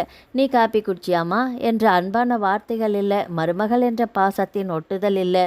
ஒரு குற்றவாளியாக அவளை பார்த்தார்கள். காப்பி கொண்டு போய் கணவனை எழுப்பினாள். பூபேஷ் குடித்துவிட்டு போய் குளித்துவிட்டு வந்தான். டைனிங் டேபிளில் தட்டில் இட்லியும் பொங்கலையும் எடுத்து வைத்தாள். எதுவும் பேசாமல் சாப்பிட்டுவிட்டு உடைகள் மாறி ஆஃபீஸ் பைக்கில் புறப்பட்டு விட்டான். விபிசா வழக்கம் போல எல்லா வேலைகளையும் முடித்து கொண்டு தன் அறைக்குள் நுழையும் வரை மாமாவும் அத்தையும் அவளிடம் ஒரு வார்த்தை கூட பேசவே இல்லை. கதவை தாழ்படுத்திவிட்டு படுக்கையில் விழுந்தாள். மனதுக்குள் அலையலையாக ஏதோ ஒன்று கனத்தது. ஏதாவது புத்தகம் படித்தால் தேவலாம் போல தோண நூலகத்திலிருந்து எடுத்து வந்த வாழ்க்கை ஒரு வரம் என்ற ஒரு நாவலை பிரித்து படிக்க ஆரம்பித்தாள். மனது கொஞ்சம் லேசாக போக அப்படியே தூங்கிவிட்டாள். இரவு 9 மணிக்கு ஆஃபீஸ்லேருந்து வந்தான். மாலை 7 மணிக்கு வந்து விடுபவன் இன்று தாமதமாக வருகிறான். சாப்பிட்டீங்களா? இல்லை. டிஃபன் செய்யட்டுமா? செய். விபிசா 3 நெய் தோசைகளை வார்த்து கொண்டு டைனிங் டேபிளுக்கு வந்தாள். உடையை மாறி காத்திருந்தான் பூபேஷ். தட்டில் வைத்த வெங்காய சட்னியும் புதினா துவையலும். ஒன்றினை மட்டும் சாப்பிட்டு விட்டு எழப்போனவனின் கையை பிடித்தாள். ஏன் எழுந்துட்டீங்க? போதும், எங்கோ பார்த்து கொண்டு சொன்னவனின் முகத்தை தன் பக்கம் திருப்பினாள். இதை பாருங்க, எதையும் மனசில் பூட்டி வச்சிட்ருக்காதீங்க. அதுக்கு சரியான விடை கிடைக்காது. கேள்வி கேட்டது நானல்ல விபி. பின்ன யார் கேட்டது? எங்கள் அம்மா. என்ன கேட்டாங்க? அதை சொன்னால் உன் மனசு ரொம்ப வேதனைப்படும், தாங்காது. இந்த வீட்டுக்குள்ளே வேதனை நுழைஞ்சாச்சு பூபேஷ். பரவாயில்ல, சொல்லுங்க. உன்னை மலடின்னு அம்மா அப்பா சொல்கிறாங்க. துடித்து போனால் மலடின்னு அத்தையும் மாமாவும் சொல்கிறாங்க. நம்பாமல் கேட்க, ஆமாம். விழிகளில் நீர் சொட்டு சொட்டாக இறங்க. அதுக்கு நீங்கள் என்ன சொன்னீங்க? நான் என்ன சொல்ல முடியும் விபி? ஏன் டாக்டர் சொன்ன உண்மையை சொல்லலாம்ல? சொன்னேன் விபி. அதுக்கு அம்மா அப்பா என்ன சொன்னாங்கன்னு தெரியுமா? கணவன் முகம் பார்த்து கேட்டாள். என்ன சொன்னாங்க? உன் மனைவியை சமாதானப்படுத்த டாக்டர் சொன்ன வார்த்தை அது. என் மேலே உங்களுக்கு நம்பிக்கை இல்லையா பூபேஷ்? நான் மட்டும் உன்னை நம்பினா போதுமா விபி? வேற யார் நம்பணும்? ஆணித்தரமாக கேட்டாள். எங்கள் அம்மா அப்பா நம்பணும் இல்லை, அதுக்கு நான் என்ன பண்ணணும்? ஒரு வருஷத்துக்குள்ளே ஒரு குழந்தைய பெற்று கொடுக்கணும். அது உன்னால் முடியாது, ஆனால் என்னால் முடியுமா? விழுக்கென்று நிமிர்ந்து அவன் முகத்தை ஆழமாக பார்த்தாள். எப்படி? நான் இன்னொரு கல்யாணம் பண்ணிக்கணுமா? விபிசாவின் நெஞ்சுக்குள் ஏதோ தூள் தூளாக வெடித்து சிதறியது. கை கழுவி கொண்டு அறைக்குள் நுழைந்து கொண்டான் பூபேஷ். கேஸை அணைத்துவிட்டு அவன் பின்னாலேயே அறைக்குள் நுழைந்தாள் விபிசா. படுக்கையில் ஒரு கழித்து படுத்திருந்தான். விழி நீரோடு கேட்டாள். பூபேஷ், என்ன சொன்னீங்க? இன்னொரு கல்யாணம் பண்ணிக்கணும்னு தான் சொன்னேன். இது உங்கள் ஆசையா? இல்லை, அம்மா அப்பாவோட ஆசை. அம்மா ரொம்ப அழறாங்க. அப்போது என்னோட அழுகை உங்கள் கண்களுக்கு தெரியலையா? உன்னோட அழுகை அப்படி இல்லை. இந்த குடும்பத்தோட வாரிசு என்னோட நின்று போயிடுமோன்னு அவங்க பயப்படுறாங்க. அதனால் நான் இன்னொரு கல்யாணம் பண்ண போகிறது உறுதி. அப்போது என்னோட நிலைமை என்ன பூபேஷ்? நீயும் இந்த வீட்டில் இருக்கலாம். இலக்காரமான சிரிப்பை வழிய விட்டாள். எப்படி பூபேஷ்? ஒரு உடஞ்ச நாற்காலி, பயன்படாத பாத்திரம் மாதிரி ஒரு மூலையில் கிடக்கணுமா? இது உன்னோட கற்பனை விபி. இல்லை பூபேஷ், இது நாளை நடக்க போகிற நிஜம். நான் தான் உன்னோட இருப்பேனே. நீங்கள் இருப்பீங்க. அதிகாரம் இல்லாத பதவியும் அஸ்திவாரம் இல்லாத வீடும் எத்தனை நாளைக்கு தாங்கும்? படுக்கையில் எழுந்து உட்கார்ந்து எரிச்சலோடு கேட்டான் பூபேஷ். இப்போ நீ என்னதான் சொல்கிற? உங்கள் அபிப்பிராயம் எனக்கு பிடிக்கல. அப்போது பேர குழந்தைங்க இல்லாமல் காலம் முழுவதும் எங்கள் அம்மா வேதனைப்படணுமா? வார்த்தைகள் சூடாக வந்தது. எதுக்கு வேதனைப்படணும்? குழந்தை நிச்சயமாக பிறக்கும். எப்படி? என் மூலமா? அதுக்கு நீங்கள் எல்லாருமே கொஞ்ச காலம் பொறுத்து இருக்கணுமில்ல. இல்லாத ஊருக்கு வழி தேட நான் தயாராக இல்லை. நம்பிக்கை தானே வாழ்க்கை பூபேஷ். எனக்கு அந்த நம்பிக்கை இல்லை. அப்போது உங்கள் முடிவு தான் என்ன? பெற்றவங்க ஆசையை நிறைவேற்ற போகிறேன். அவங்க தான் ரொம்ப ஆசைப்படுறாங்களா? ஆமாம். சரி, நான் அவங்கக்கிட்டேயே பேசி பார்க்குறேன். போக திரும்பிய விபிசாவின் கையை பிடித்தான் பூபேஷ். நீ அவங்கள சந்திக்க தேவையே இல்லை விபி. ஏன்? இதில் அவங்க தலையிட விரும்பலை. இந்த குடும்பத்தில் அவங்களும் இருக்கிறாங்கல்ல. உண்மைதான். ஆனால் என்ன சொன்னாங்கன்னு தெரியுமா? நீ தான் அவளை விருப்பப்பட்டு மனைவியாக கொண்டு வந்த, நீயே பேசி முடிவெடுன்னு சொல்லிட்டாங்க. அப்படின்னா உங்கள் முடிவு? இன்னொருத்தி இந்த வீட்டுக்குள்ளே வர்றது உறுதி தான். அப்போ நான் ஒன்று கேட்கட்டுமா? கேளு. நான் தாய்மை ஆகாததுக்கு நீங்கள் தான் காரணம். சிரித்தான் பூபேஷ். டாக்டர் ரிப்போர்ட்டு தான் அதுக்கு முழு தகுதியானவன்னு சொல்லுது. அதை நான் நம்ப மாட்டேன். நீ என்ன சொல்கிற? உங்களுக்கு ஆண்மை இல்லைன்னு சொல்கிறேன். சட்டென்று பூபேஷ் குமாரின் முகம் சிவப்பை அணிந்து நாடி நரம்புகளெல்லாம் துடித்தது. பலார் என்று அவளை ஓங்கி அறைந்தான். விபிசாவின் கன்னப்பரப்பில் வலித்துள்ள கண்களுக்குள் கலர் கலராக பட்டாம்பூச்சிகள் பறக்க. ஒரு வார காலமாக அந்த வீட்டில் ஏதோ ரகசியம் நடப்பதை போல இருந்தது விபிஷாவுக்கு. காலையில் எழுந்ததும் மாமாவும் மாமியாரும் எங்கேயோ புறப்பட்டு போகிறார்கள். இரவு 9-10 மணிக்கு தான் திரும்புகிறார்கள். பூபேஷும் இரவு 9 மணிக்கு தான் ஆஃபீஸ்லேருந்தே திரும்புகிறான். வந்ததும் டிஃபன் சாப்பிட்டு விட்டு தூங்க போய் விடுகிறான். இல்லை என்றால் ஏதாவது ஒரு நாவலுக்குள் தலையை புதைத்து கொள்கிறான். இவனிடம் பேசுவதா? இல்லை, இன்றும் அப்படித்தான் டிஃபன் முடித்துவிட்டு புத்தகத்துக்குள் முகத்தை மறைத்து கொள்வானா? விபிசா அவனை நெருங்கினாள். புத்தகத்தை பறித்து அவன் முகத்தை பார்த்தாள். விபி, அதை கொடு, நான் படிக்கணும். உங்ககிட்ட நான் கொஞ்சம் பேசணும். என்ன பேச போகிற? என்ன நடக்குது இந்த வீட்டில்? நீ அதை அவசியம் தெரிஞ்சுக்கணுமா? என்னோட வாழ்க்கை சம்மந்தப்பட்டதாக இருந்தால் நான் அவசியம் தெரிஞ்சுக்கிட்டு தானே ஆகணும். அப்பா அம்மா எனக்கு பொண்ணு பார்த்துட்ருக்குறாங்க. உங்கள் முடிவு இன்னும் மாறலையா? நீ நாளைக்கு எனக்கு ஒரு குழந்தைய பெற்று கொடுத்துரு. இந்த ஏற்பாடுகளை நானே நிறுத்திடுறேன். விழிகளில் நீர் மிதக்க சொன்னால் விபிசா. பூபேஷ், உங்களை நான் நம்பி வந்திருக்கேன். இன்னொருத்தி இந்த வீட்டுக்கு வரப்போகிறா. நீ வெளியே போய்டுன்னு நான் ஒன்றும் சொல்லலையே. முடிவை மாற்றிக்க மாட்டிங்களா? பெற்றவங்களை ஏமாற்றிட்டு இருக்கிறேன். இனிமேலாவது அவங்க ஆசையை நிறைவேற்றணும். இல்லை, எந்த பொண்ணும் கணவனை இன்னொருத்திக்கு விட்டு தர மாட்டா. விபி, புரிஞ்சுக்கோ. சூழ்நிலை உனக்கு எதிராக இருக்குது. அதனால் நீ தான் உன்னோட வாழ்க்கையை கொஞ்சம் விட்டு தரணும். என்னை உயிரோட கொல்றீங்களே பூபேஷ். நீ தான் என்னை நிம்மதி இல்லாமல் சாகடிக்கிற. நான் எங்கேயாவது போய் தொலைகிறேன். கோபமாக எழுந்து சட்டையை மாட்டினான். மெல்லிய விழிநீர் கண்களில் கோடாக வழிந்தது. என்னோட வாழ்க்கை தொலைஞ்சு போயிடக்கூடாதுன்னு தான் இவ்வளோ தூரம் போராடுறேன். திரும்பி அவளை அக்னி பார்வை பார்த்தான். உன்னோட போராட்டத்தில் நியாயமே இல்லை விபி. அதுக்கு சாதகமான முடிவு என்றைக்குமே கிடைக்காது சொல்லிவிட்டு வேகமாக வெளியே போனான் பூபேஷ் குமார். பூபேஷ், அம்மா சாந்தகுமாரை கூப்பிட தலை சீவி கொண்டிருந்த குமார் தன் அறையிலிருந்து வெளியே வந்தான். என்னம்மா? கூடவே அப்பாவும். பூபேஷ் உனக்கு 7 இடத்துல பொண்ணு பார்த்தாச்சு. இதில் சத்தியமங்கலம் பொண்ணு தான் நமக்கு ஒத்து வருது. பொண்ணு நல்லா இருக்கா, பேர் சுபத்ரா. அவளுக்கு 2 அண்ணன்கள். அம்மா அப்பா இருக்கிறாங்க, நல்ல குடும்பம். உன்னை பற்றிய விஷயத்த சொன்னேன், சரின்னுட்டாங்க. ஆனால் என்னம்மா, உன்னோட முதல் மனைவியை விவாகரத்து பண்ணினாதான் இந்த கல்யாணம் நடக்குமா? துவண்டு போனான் பூபேஷ். இதையெல்லாம் தன் அறையிலிருந்து கேட்டுக்கொண்டிருந்த விபிசா துடித்து போனாள். எழுந்து போய் 4 வார்த்தை கேட்க வேண்டும் போல ஒரு வேகம் பிறந்தது. அடக்கி கொண்டாள். கேட்டு என்ன பயன்? பக்கபலமாக இருக்க வேண்டிய கணவனே எதிராளியாக நிற்கிறானே. என் கதறலும் கூச்சலும் இவர்களை என்ன செய்யும்? வீண் போராட்டம் என் விதியை மாத்துமா? நடப்பது நடக்கட்டும். சாந்தகுமாரி நிமிர்ந்து மகனை பார்த்தாள். பூபேஷ், என்னடா பேபன்னு முழிக்கிற? இல்லைம்மா, இதுக்கு விபி ஒத்துக்க மாட்டா. அருகில் இருந்த அப்பா லேசாக எரிச்சல் பட்டா. என்னடா பேசுகிற நீ? உன் மனைவி கிட்ட மலடிங்கிற குறை இருக்குது, நீ ஏற்கனவே கல்யாணமானவன்ற குறை இருக்குது, இதுக்கும் மேலே அவங்க உனக்கு பொண்ணு தர இறங்கி வந்திருக்காங்க, இதுவே பெருசு. நீ என்ன செய்வியோ ஏது செய்வியோ தெரியாது. உன் மனைவி கிட்ட பேசி விவாகரத்துக்கு ஏற்பாடு பண்ணு. அப்போ தான் நான் அவங்க முகத்தில் விழிக்க முடியும். சரிப்பா, விபிக்கிட்ட பேசி பார்க்குறேன் என்றவன் தன் அறைக்கு வந்தான். விபிசா அவன் ஆஃபீஸ் புறப்படுவதற்கு உடைகளை தயாராக எடுத்து வைத்து கொண்டிருந்தாள். பூபேஷ் பேண்ட் ஷர்ட் அணிந்து திரும்பினான். விபி, நான் புறப்படுறேன். கன்னத்தில் வழிந்த கண்ணீரை அவனுக்கு தெரியாமல் துடைத்து கொண்டாள். சரி, புறப்படுங்க. பைக் சாவியை எடுத்துக்கொண்டு கதவு வரை சென்றவன் திரும்பி மெல்ல தயங்கினான். விபி, சாயங்காலம் கொஞ்சம் சீக்கிரமே ஆஃபீஸ்லேருந்து வர்றேன். சரி வாங்க.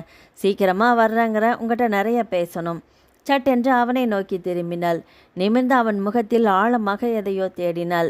இதை பாருங்க பூபேஷ், நீங்கள் என்ன பேசணுமோ, இப்போ என்ன கேட்கணுமோ இப்போவே கேட்டுட்டு போயிடுங்க.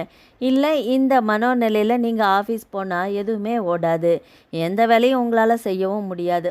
சொல்லுங்கள். வார்த்தைகள் பலம் இழந்து மெல்ல மெல்ல வந்தது அவளிடமிருந்து.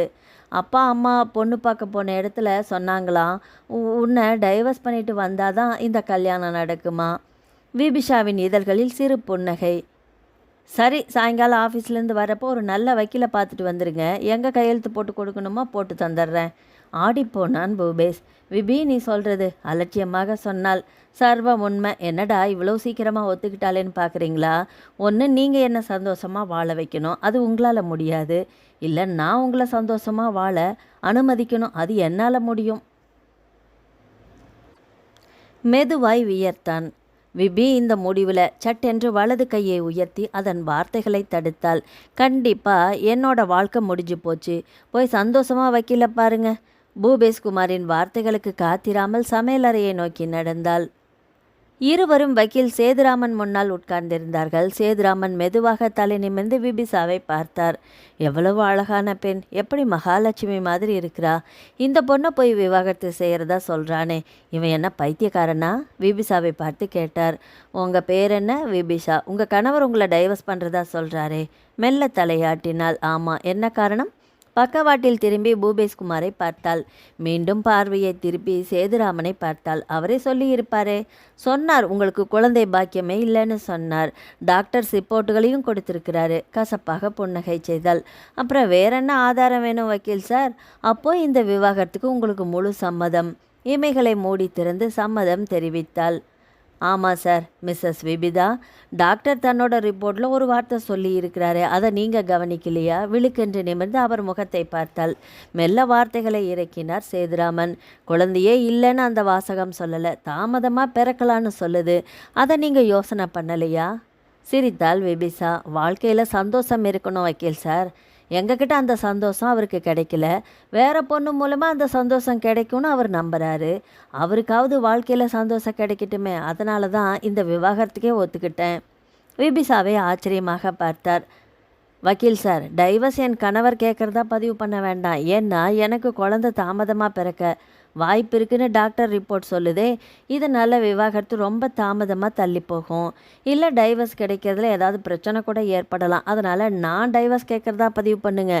எனக்கு குழந்தை பிறக்காததை காரணம் காட்டி என் கணவர் என்னை ரொம்பவும் டார்ச்சர் பண்ணுறதாகவும், அதனால் மனநிலை ரொம்ப பாதித்து மனம் முடிஞ்சு தற்கொலை பண்ணக்கூட வாய்ப்பு இருக்குன்னு கேஸ் ஃபைல் பண்ணுங்க. அசந்து போனார் வக்கீல் சேதுராமன். விபிசா மெல்ல எழுந்து கொண்டாள். நான் புறப்படுறேன் வக்கீல் சார். ஃபார்மாலிட்டிஸ் எல்லாம் முடிச்சுட்டு எனக்கு தகவல் கொடுங்க. வந்து எங்கே கையெழுத்து போட்டு தரணுமோ போட்டு தந்துடுறேன். பூபேஷ் ஆடாமல் அசையாமல் உட்கார்ந்திருந்தான். எங்கே? கண்கள் கண்ணீரை கொண்டு வந்து விடுமோ என்று அவசரமாக வெளியே வந்து விட்டாள் விபிசா. அன்று ஞாயிற்றுக்கிழமை. எல்லாருமே வீட்டில் இருந்தார்கள். அதிக காலதாமதம் இல்லாமல் விவாகரத்து தீர்ப்பு வந்துவிட்டது. விடியற் காலையிலேயே எழுந்து குளித்து முடித்து அருகில் இருந்த முருகன் கோயிலுக்கு போய்விட்டு வந்தாள் விபிஷா. டிஃபன் செய்து முடித்தால். எல்லாருமே சாப்பிட்டு முடித்தார்கள். விபிஷா பீரோ திறந்து 2 சூட்கேஸ்களிலும் தன் உடைமைகளை அடுக்கி மூடினாள். முன்னறையில் டிவி நிகழ்ச்சி பார்த்து கொண்டிருந்த பூபேஷ் அதை அணைத்துவிட்டு உள்ளே வந்தான். திரும்பினாள். பூபேஷ், நான் புறப்படுறேன் என்றவள் அந்த சூட்கேஸை தூக்கி கொண்டாள். பை என்று விழித்தான். நீ எங்கே போற? 2 நாளைக்கு முன்னால் விவாகரத்து கிடைச்சாச்சு. இனி இங்கே என்ன வேலை? எனக்கு புறப்படுறது தானே மரியாதை. உன்னை யாரும் வீட்டை விட்டு போக சொல்லலையே. நான் இனி இங்கே இருந்தால் எனக்கு மரியாதை மிஞ்சாது. சரி, உங்கள் மாமா வீட்டுக்கா போக போகிற? வெடுக்கென்று நிமிர்ந்து அவனை ஒரு கேவலமான பார்வை பார்த்தாள். அவங்கள தூக்கி எறிஞ்சு அவமானப்படுத்திட்டு உங்களை நம்பி வந்தேன். இனி அந்த வீட்டு வாசலில் போய் நின்னா என் முகத்தில் காரி துப்பி அந்த தெருவையே சிரிக்க வைப்பாங்க. அப்போ எங்கே போவ? ஆக்ரோஷமாக வார்த்தைகள் விழுந்தன விபிஷாவிடம். அதை பற்றி நீங்கள் கவலைப்பட வேண்டாம் என்றவள் சூட்கேஸோடு கதவை நோக்கி நடந்தவள் சட்டென்று திரும்பினாள். பூபேஷ், நான் உங்ககிட்ட ஒன்று சொல்லலாமா? கேள்விக்குறியோடு அவன் முகத்தை பார்த்த. உங்ககிட்ட சொல்ல எனக்கு உரிமை இல்லை தான், ஆனால் நான் பாதிக்கப்பட்டவள்ங்கிற முறையில் சொல்கிறேன். இனிமே இந்த வீட்டுக்குள்ளே வர்ற அந்த பொண்ணையும் மலடின்னு முத்திரை குத்தி தெருவுக்கு அனுப்பிடாதீங்க. குட் பை சொன்னவள் முன்னறைக்கு வந்தாள். வேதமணியும் சாந்தகுமாரியும் உட்கார்ந்திருந்தார்கள். மாமா, அத்தை, நான் புறப்படுறேன். மகராசியாக போயிட்டு வா. சாந்தகுமாரியின் குரலில் ஏளனம் துள்ளியது. விற்றென்று மாமியாரை திரும்பி பார்த்தாள். நான் சந்தோஷமாக போகிறேன். போகிறதுக்கு முன்னால் ஒன்று சொல்லிட்டு போகிறேன். ஒரு பொண்ணோட வலி இப்போ உங்களுக்கு புரியாது, ஆனால் பின்னாடி கண்டிப்பாக உணரக்கூடிய காலம் வரும். வர்ற பொண்ணையாவது ஒரு நல்ல மருமகளாக நடத்த பாருங்க. கேவலமாக நடத்தாதீங்க. அவர்களின் வார்த்தைக்கு கூட காத்திருக்காமல் தெருவுக்கு வந்து விட்டாள். போகும் ஆட்டோவை கைத்தட்டி ஏறிக்கொண்டாள். டிரைவர் திரும்பி பார்த்து கேட்டான், மேடம், நீங்கள் எங்கே போகணும்? விழித்தாள். சட்டென்று தோழி நந்தினியின் ஞாபகம் வந்தது. விலாசம் ஒப்பித்தாள். ஆட்டோ தனக்கே உரிய பிறவி குணமாக படபட என்ற சத்தத்தோடு புறப்பட்டது. கதவை திறக்க நந்தினி கண்களால் ஆச்சரியம் காட்டினாள். ஏய் விபி, வா வா. வர்ற வழியில் அப்படியே வந்துட்டியா?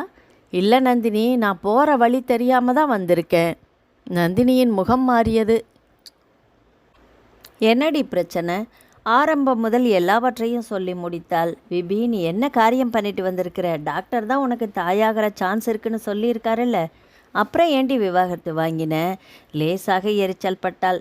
அவள் முகம் பார்த்து வறட்சியாக ஒரு புன்னகை பூத்தாள். ஒட்டாத மனசில் அன்பு நிலைக்காத நந்தினி. வத்தின குளத்தில் தூண்டில் போட்டால் மீனும் பிடிக்க முடியாது.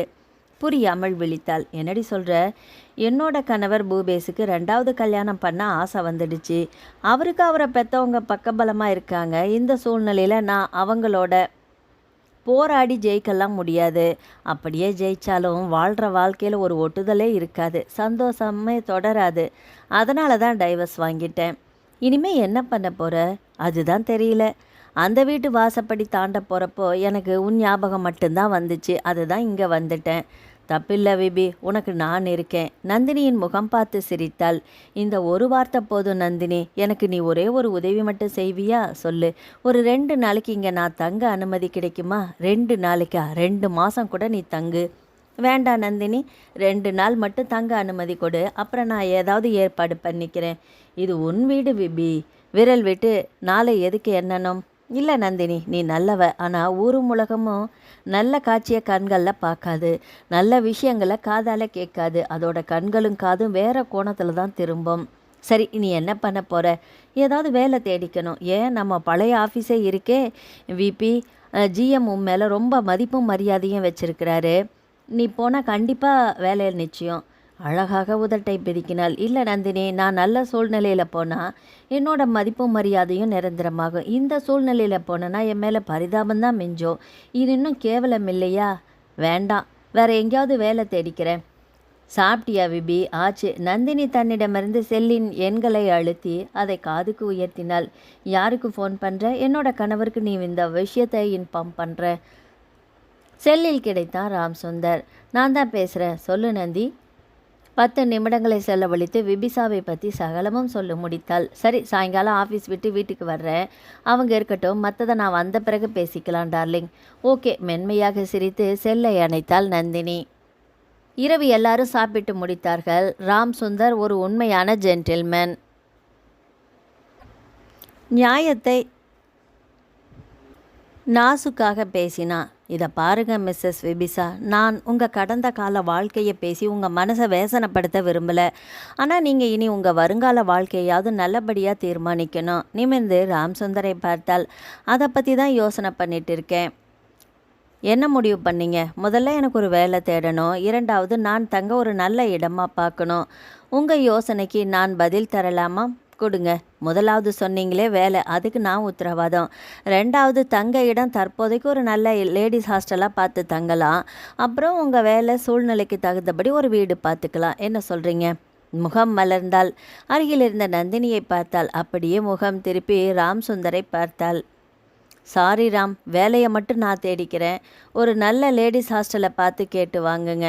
ராம்சுந்தர் ஒரு மெல்லிய புன்னகையோடு எழுந்து கொண்டான். ஓகே விபிசா, உங்கள் அபிப்பிராயங்களுக்கு இடையே நான் குறுக்க வர மாட்டேன். ஆனால் நீங்கள் கடந்த கால வாழ்க்கையை பற்றி இனி எதுவும் நினைக்காதீங்க. அது உங்கள் எதிர்கால வாழ்க்கையை சந்தோஷத்தையும் வேகத்தையும் கரைச்சிடும். போய் சந்தோஷமாக தூங்குங்க. Good night. ராம்சுந்தர் தன் படுக்கை அறைக்கு போனான். விபிசா ஏதோ யோசனையாக மனதை அலைய விட்டு கொண்டிருந்தாள். மெல்லிய விளக்கொலி அந்த அறையில் நிரம்பியிருந்தது. திரும்பி தன் அருகில் படுத்திருந்த நந்தினியை பார்த்தாள். நிம்மதியாக தூங்கிக் கொண்டிருந்தாள். விபிசாவின் உதட்டோரும் ஒரு புன்னகை. நந்தினி, நீயும் நானும் கல்லூரி நாட்களில் எதிர்கால வாழ்க்கையை பற்றி எவ்வளவோ கனவுகள் கண்டோம். உன்னுடைய கனவுகள் அழகானவை, பலித்து போனது. ஒரு சந்தோஷமான வாழ்க்கை உன்னை தாளாட்டுகிறது. ஆனால் எனக்கு என் சந்தோஷமே கனவாக போனது, கலைந்த மேகம் போல ஆனது. விபிசா எதிர்கால தன் வாழ்க்கையை நினைத்து பார்த்தாள். ஒருவித பயம் புயலாக அவள் மனதை சூழ்ந்து கொண்டது. ராம்சுந்தர் சொன்னபடி ஒரு நல்ல பெண்கள் விடுதியில் விபிசாவை சேர்த்து விட்டான். அலைந்து திரிந்து ஒரு வாரத்தில் ஒரு வேலையையும் தேடிக்கொண்டாள். மாதம் 12,000 சம்பளம். பாலமுருகன் மிக்சி தயாரிக்கும் கம்பெனியில் விற்பனை பிரிவில் வேலை. ஜிஎம் விஸ்வநாத் பியூனை அழைத்தார். Yes sir. போய் ராகேஷை வர சொல்லு. Yes sir. அவன் போன சிறிது நேரத்தில் மே ஐ கமின் சார் என்ற கம்பீரமான குரல் கேட்டது. எஸ் கமின் என்றார் ஜிஎம் நிமிர்ந்து. கதவு திறந்து நளினமான புன்னகையோடு வந்து நின்றான் ராகேஷ். வயது 27 இருக்கும். 5.5 அடி உயரத்தில் ஒரு சினிமா கதாநாயகன் போல இருக்க. உடற்பயிற்சி அவன் உடம்பை அழகுபடுத்தி இருந்தது. சிவப்பாக இருந்தான். துருதுரு கண்கள், ஆண்மைக்குரிய அழகான மீசை. ஜிஎம் அவனுக்கு ஒரு புன்னகையை தந்தார். உட்காருங்க ராகேஷ் என்றார். தேங்க்யூ சார் என்று எதிரே இருந்த குஷன் நாற்காலியில் உட்கார்ந்தான். Yes sir. மிஸ்டர் ராகேஷ், இவங்க பேர் விபிஷா. நம்ம கம்பெனிக்கு புதுசாக அப்பாயின்மெண்ட் பண்ணியிருக்கேன். விற்பனை பிரிவு கம்ப்யூட்டர் செக்ஷனுக்கு ஒரு 10 நாளைக்கு இவங்களுக்கு கொஞ்சம் அசிஸ்ட் பண்ணுங்க. விபிஷா ராகேஷுக்கு வணக்கம் சொல்ல அவன் அதை ஏற்று ஒரு புன்னகையில் அவளுக்கு வணக்கம் சொன்னான். அந்த இளம் புன்னகையில் ஒரு மாயை இருந்தது. ராகேஷ் ஜிஎம்மை பார்த்தா. ஆகட்டும் சார். விஸ்வநாத் விபிசாவை நோக்கி தன் முகத்தை திருப்பினார். ஒரு வெள்ளை நிற கவரை அவளிடம் நீட்டினார். இந்தாங்க உங்கள் வேலைக்கான உத்தரவு. ரொம்ப நன்றி சார். எழுந்து இரு கைகளையும் கூப்பி பெற்றுக்கொண்டாள். ஜிஎம் தொடர்ந்தார். விபிசா, இன்னைக்கு நல்ல நாள். இப்போவே உங்கள் ஹாலுக்கு போய் வேலையில் ஜாயின் பண்ணிக்கோங்க. சரி sir. Wish you all the best. Thank you sir என்ற விபிஷா கதவு திறந்து வெளியேறினாள். விபிஷா மறைந்ததும் பார்வையை ராகேஷின் பக்கம் திருப்பினார் ஜிஎம். ஏற்கனவே விபிஷாவை பற்றி விசாரிச்சுட்டேன். ரொம்ப நல்ல பொண்ணு, குட் ஒர்க்கர். கல்யாணத்துக்கு பிறகு வேலையை விட்டுட்டாங்க. இப்போ கட்டின கணவனையே விட்டுட்டாங்க. புருவங்களை உயர்த்தி ஜிஎம்ஐ பார்த்தான். ஐ மீன் புருஷனை டைவர்ஸ் பண்ணிட்டாங்க. பிட்டிகேல். ராகேஷின் முகத்தில் ஒரு அனுதாபம். ஸோ அந்த பொண்ணு மனசு காயப்படாமல் வேணுங்கிற உதவிகளை செஞ்சு கொடுங்க. கண்டிப்பாக சார். ராகேஷ் எழுந்து கொண்டான். நீதிமன்ற விவாகரத்து உத்தரவை பார்த்ததும் பெண் வீட்டார் கல்யாணத்துக்கு சம்மதித்து விட்டார்கள். முகூர்த்த தேதி குறிக்கப்பட்டது. கல்யாண மண்டபம் பார்க்கப்பட்டது. திருமண பத்திரிகை அடிக்கப்பட்டு மிக நெருங்கிய உறவினர்கள் மட்டுமே அழைக்கப்பட்டு குறித்த தேதியில் குறித்த முகூர்த்த நேரத்தில் பூபேஷ்குமார் சுபத்ரா திருமணம் நடந்து முடிந்தது. அன்றுதான் முதலிரவு அறைக்குள் கட்டிலில் உட்கார்ந்திருந்தான் பூபேஷ். பட்டு வேட்டி சட்டை. அவனுக்கு சிறிது தூரத்தில் ஸ்டூலில் பெரிய தட்டில் இனிப்பு பழ வகை. அதையே வெறித்து பார்த்து கொண்டிருந்த பூபேஷின் நினைவு மெல்ல நழுவியது. இப்படித்தானே அன்று எனக்கும் விபிசாவுக்கும் நடந்தது. காதலின் பரிமாற்றங்கள், சுகங்களின் நர்த்தனங்கள், தேடுதலின் அற்புதங்கள். விபிசா எவ்வளவு இனிமையானவள்! என் மனதுக்குள் நுழைந்து அங்கும் இங்கும் நடனமாடி என் உணர்வுகளை தீண்டிவிட்டு பலவித சுகங்களை காண வைத்தவள். நான் ஏன் அவளை விலக்கினேன்? குழந்தை எனக்கு பெற்றுத்தரவில்லை என்ற காரணமா, இல்லை என் பெற்றோர்களின் சுயநலமான வற்புறுத்தலா? நான் தானே விபிசாவை மனம் விரும்பி காதல் கொண்டேன். நம்பி வந்தவளை நடுத்தெருவுக்கு அனுப்பிவிட்டேனே. நான் குற்றம் செய்துவிட்டேன். என் குற்றத்தை எங்கே நான் தொடங்கினேன்? என் குற்றம் நியாயம்தானா? செய்த குற்றத்திற்கு யாரோ தண்டனை வழங்குவதைப் போல சவுக்கால் விளாசினார்கள். மனதிற்குள் துடியாக துடித்தான். அதே நேரம் கதவு திறந்து பால் செம்போடு உள்ளே நுழைந்தாள் சுபத்ரா. நிறம், லட்சணமான அழகு. இளம் பச்சை நிற பட்டு புடவை, ஜாக்கெட் அணிந்து புது பெண்ணாக. நீலவாக்கு முகம், அகலமான கண்கள், காரியத்திற்காக மட்டும் சிரிக்கும் உதடுகள். கதவை சாத்திவிட்டு செம்போடு அவனை நெருங்கினாள். முகத்தருகே பால் சொம்பை நீட்டினாள். பூபேஷ் அதை வாங்கி கொஞ்சமாக குடித்துவிட்டு அவளிடம் நீட்டினான். அதை வாங்கி ஸ்டூலின் மேல் வைத்துவிட்டு அவன் அருகே அமர்ந்தாள்.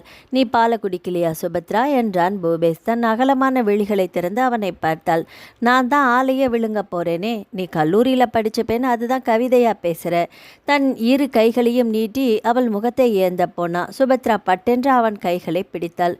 உங்ககிட்ட கொஞ்சம் பேசணும், அப்புறமா நீங்க விரும்பி கேட்டது என்று எஃப்எம் ரேடியோ பாணியில் பேசினாள். சரி பேசு. என்ன உங்களுக்கு பிடிக்கலையா? திடுக்கிட்டு அவளை பார்த்தான். இல்லை, புது மாப்பிள்ளைனா முதல் இரவில் ஒரு தேடலின் ஆர்வம் இருக்கும், எதையோ விதவிதமாக பறிக்க போகிற ஒரு துடிப்பு.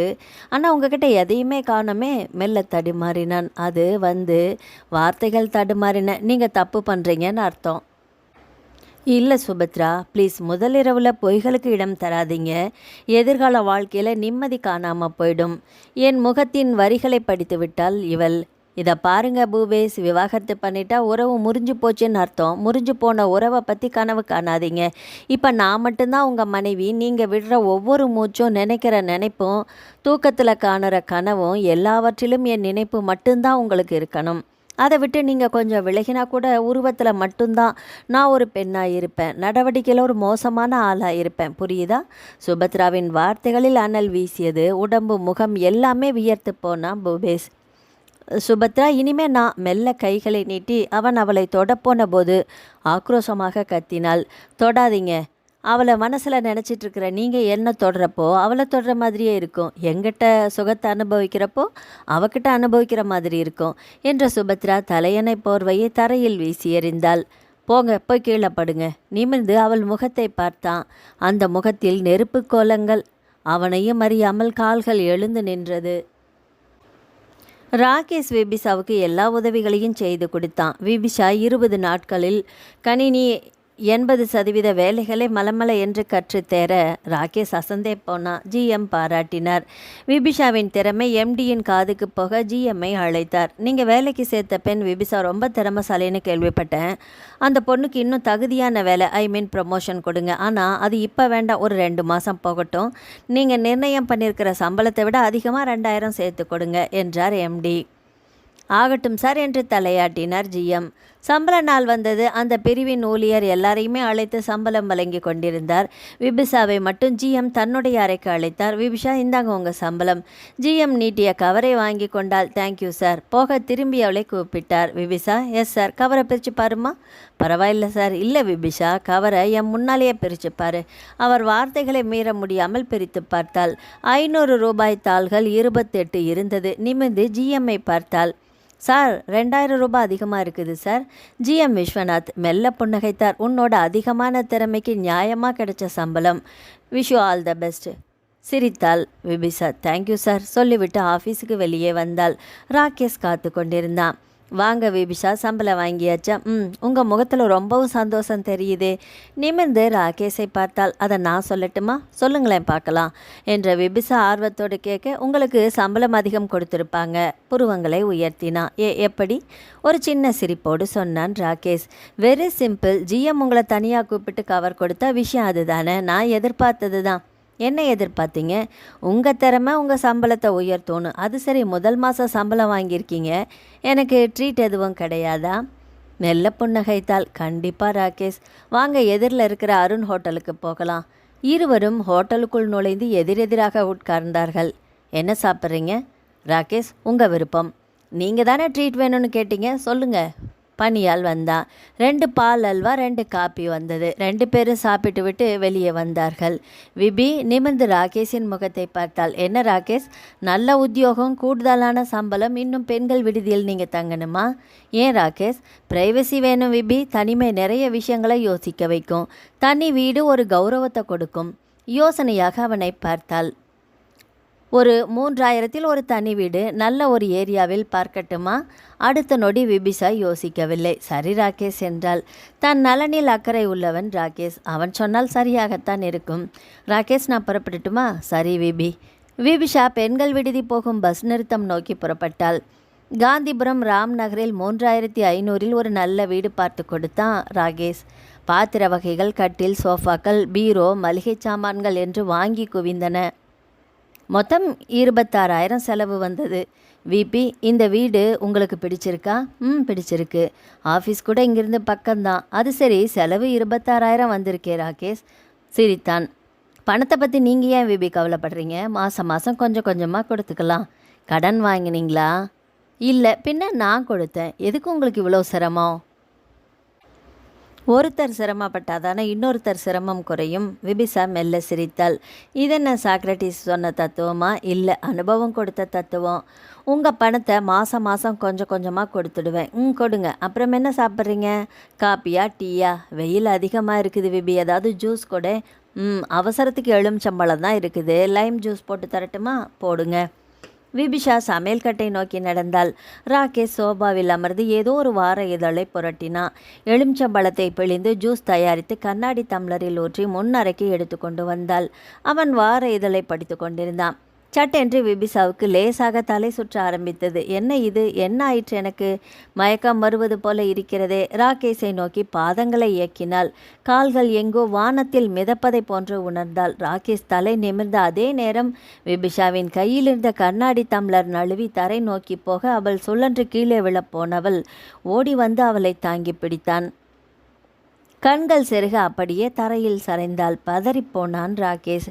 விபிஷாவுக்கு வந்தது மயக்கம் அல்ல, மயக்கம் என்கிற பெயரில் வந்தது விதி. காற்றில் அகப்பட்ட பஜ்ஜாக 1 மாதம் ஓடி போயிருந்தது. இந்த 1 மாதத்தில் அந்த வீட்டில் சுபத்ராவின் கைதான் ஓங்கி இருந்தது. அவள் சொல்வதைத்தான் மாமியார் வேதமணியும் மாமனார் வேதமணியும் மாமியார் சாந்தகுமாரியும் கிளிப்பிள்ளையாக கேட்டுக்கொண்டிருந்தார்கள். பூபேஷ்குமார் பாதி வாழ்க்கை வைத்து போயிருந்தான். கல்யாணமான 1 மாதத்தில் சுபத்ராவின் அண்ணன்கள் வேல்பாண்டியும் தங்கப்பாண்டியும் 3 முறை வந்து விட்டார்கள். எப்படிம்மா இருக்கிற? மாப்பிள்ளை ஒன்று நல்லா பார்த்துக்கிறாரா என்று கேட்டது தான் தாமதம். மலமலை என்று கண்களில் நீரை கொட்டினாள். படபடவென்று வார்த்தைகளை கொட்டினாள். அவர் இன்னும் அவரோட முதல் மனைவியை தான் நினச்சிட்ருக்கிறாரு. எங்கிட்ட அன்பாவே நடந்துக்கிறதில்லை என்று ஒப்பாரி வைத்தாள். கொதித்து போனார்கள் சகோதரர்கள். போகும்போது பூபேஷ்குமாரை மிரட்டி விட்டு போனார்கள். இதோ பாரு மாப்பிள்ளை, என் தங்கச்சி செல்லமாக வளர்ந்த பொண்ணு. அவள் கண்ணில் 1 சொட்டு கண்ணு தண்ணி வந்தால் உங்கள் உடம்புல 100 சொட்டு ரத்தம் வரும், ஜாக்கிரதை என்று விட்டு போனார்கள். பூபேஷை மைத்துனர்கள் மிரட்டும்போது அவனை பெற்றவர்கள் அருகில்தான் இருந்தார்கள். இருந்தும் ஒன்றும் பேசவில்லை. பூபேஷ்குமார் ஆஃபீஸ் புறப்படும் முன்னறைக்கு வந்தபோது அப்பா கூப்பிட்டார். பூபேஷ், என்னப்பா? நிமிர்ந்து ஆதங்கத்தோடு மகனை பார்த்தார். பேரப்பிள்ளை வேணுங்கிற எங்கள் சுயநலத்துக்காக உன்னோட வாழ்க்கையில் நிம்மதியவே தொலைச்சிட்டமே பூபேஷ். அப்பாவின் குரல் மெல்ல தழுதழுத்தது. அருகில் இருந்த அம்மாவையும் அப்பாவையும் ஒரு கசப்பான புன்னகையோடு பார்த்தான். வாழ்க்கையில் நான் நிம்மதியை மட்டும் தொலைக்கலப்பா, ஒரு உண்மையான அன்பையும் உறவையுமே தொலைச்சிட்டேன் சொல்லிவிட்டு பெற்றோர்களின் வார்த்தைகளுக்கு காத்திருக்காமல் வெளியே நின்றிருந்த பைக்கை நோக்கி நடந்தான். விபிஷாவுக்கு மயக்கம் தெளிந்தபோது ஒரு தனியார் மருத்துவமனையின் அறையில் படுத்திருந்தாள். எனக்கு என்ன ஆயிற்று? நான் எப்படி இங்கே வந்தேன்? ராகேஷுக்கு எலுமிச்சம்பழம் ஜூஸ் கொண்டு போனேன். அப்பொழுது தான் அந்த பாழாய் போன மயக்கம் வந்தது. கதவு திறந்து ஒரு நர்ஸ் உள்ளே நுழைந்தாள். சிஸ்டர், எனக்கு என்னாச்சு? நான் எப்படி இங்கே? அவர் பேர் ராகேஷ்ன்னு சொன்னார். மயக்கமான நிலையில் ஆட்டோவில் கூட்டிகிட்டு வந்தார். மயக்கம் தெளிய ஊசி போட்டோம். சிஸ்டர், எனக்கு என்னாச்சு? இப்போ டாக்டர் வருவார், கொஞ்சம் பொறுமையாக இருங்க. நர்ஸ் சொல்லி கொண்டிருக்கும் போதே டாக்டர் மங்களநாயகி உள்ளே வந்தார். பெரியதாய் கண்ணாடி அணிந்திருந்தார். கொஞ்சம் குண்டான உடம்பு, தலைமுடிகள் லேசாக வெள்ளையை வாங்கி கொண்டிருக்க மங்களநாயகிக்கு வயது 40. ஒரு புன்னகையோடு விபிசாவை 10 நிமிடம் பரிசோதித்துவிட்டு நிமிர்ந்தார். அதே நேரம் கதவு திறந்து உள்ளே வந்தான் ராகேஷ். முகத்தில் பதற்றம் கூடியிருக்க கேட்டான், டாக்டர், விபிஷாவுக்கு என்னாச்சு? Any problem? நிமிர்ந்து ராகேஷின் முகம் பார்த்து சிரித்தார்.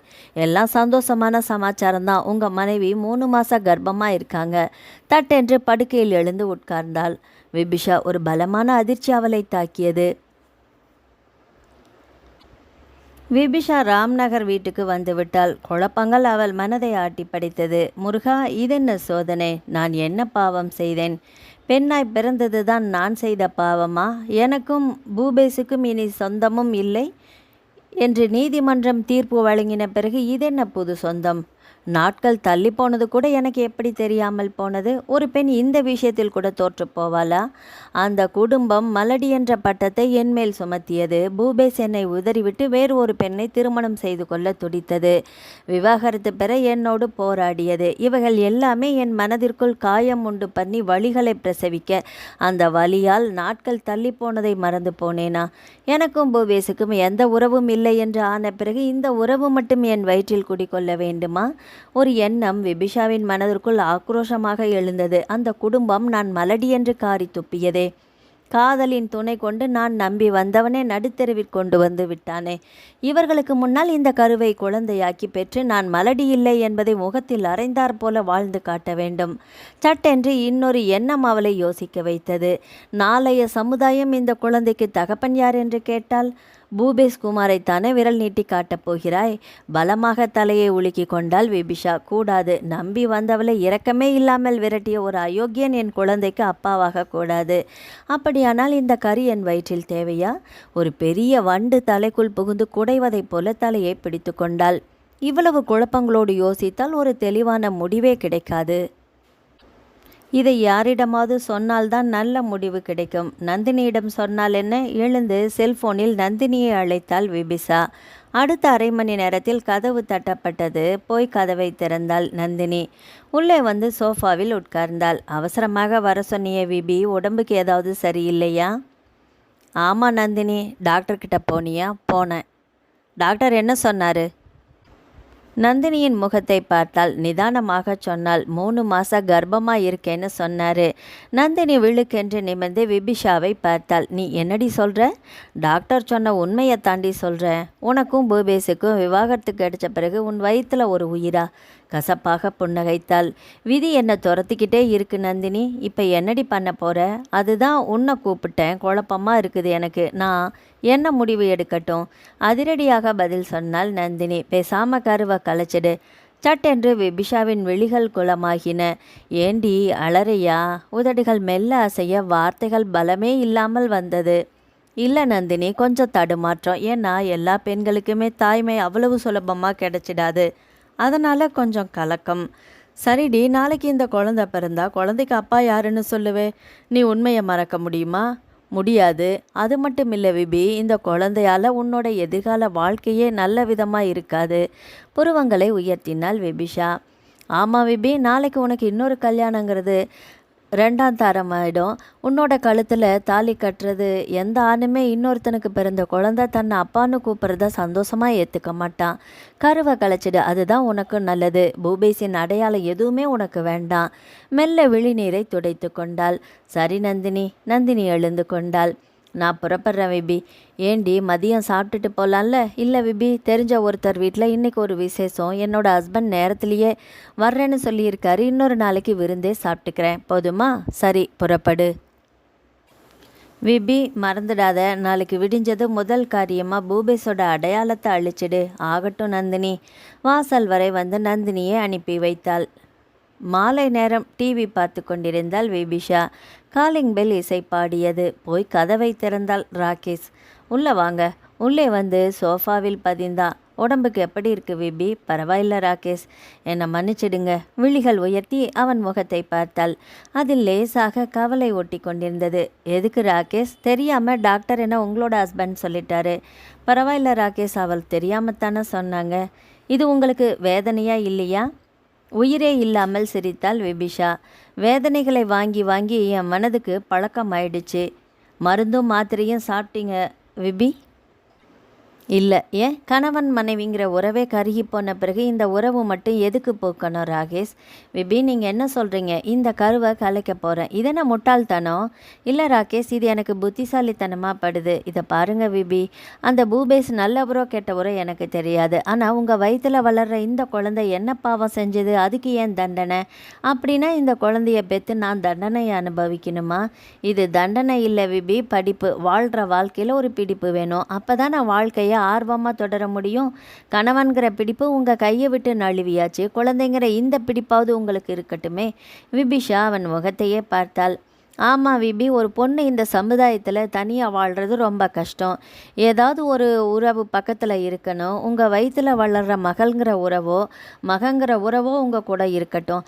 அதுதான் உங்களுக்கு பலம். வாழ்க்கையை எதிர்த்து போராட அந்த பலம் உங்களுக்கு உதவும். விபிஷா ஆழமாக யோசிக்க ஆரம்பித்தாள்.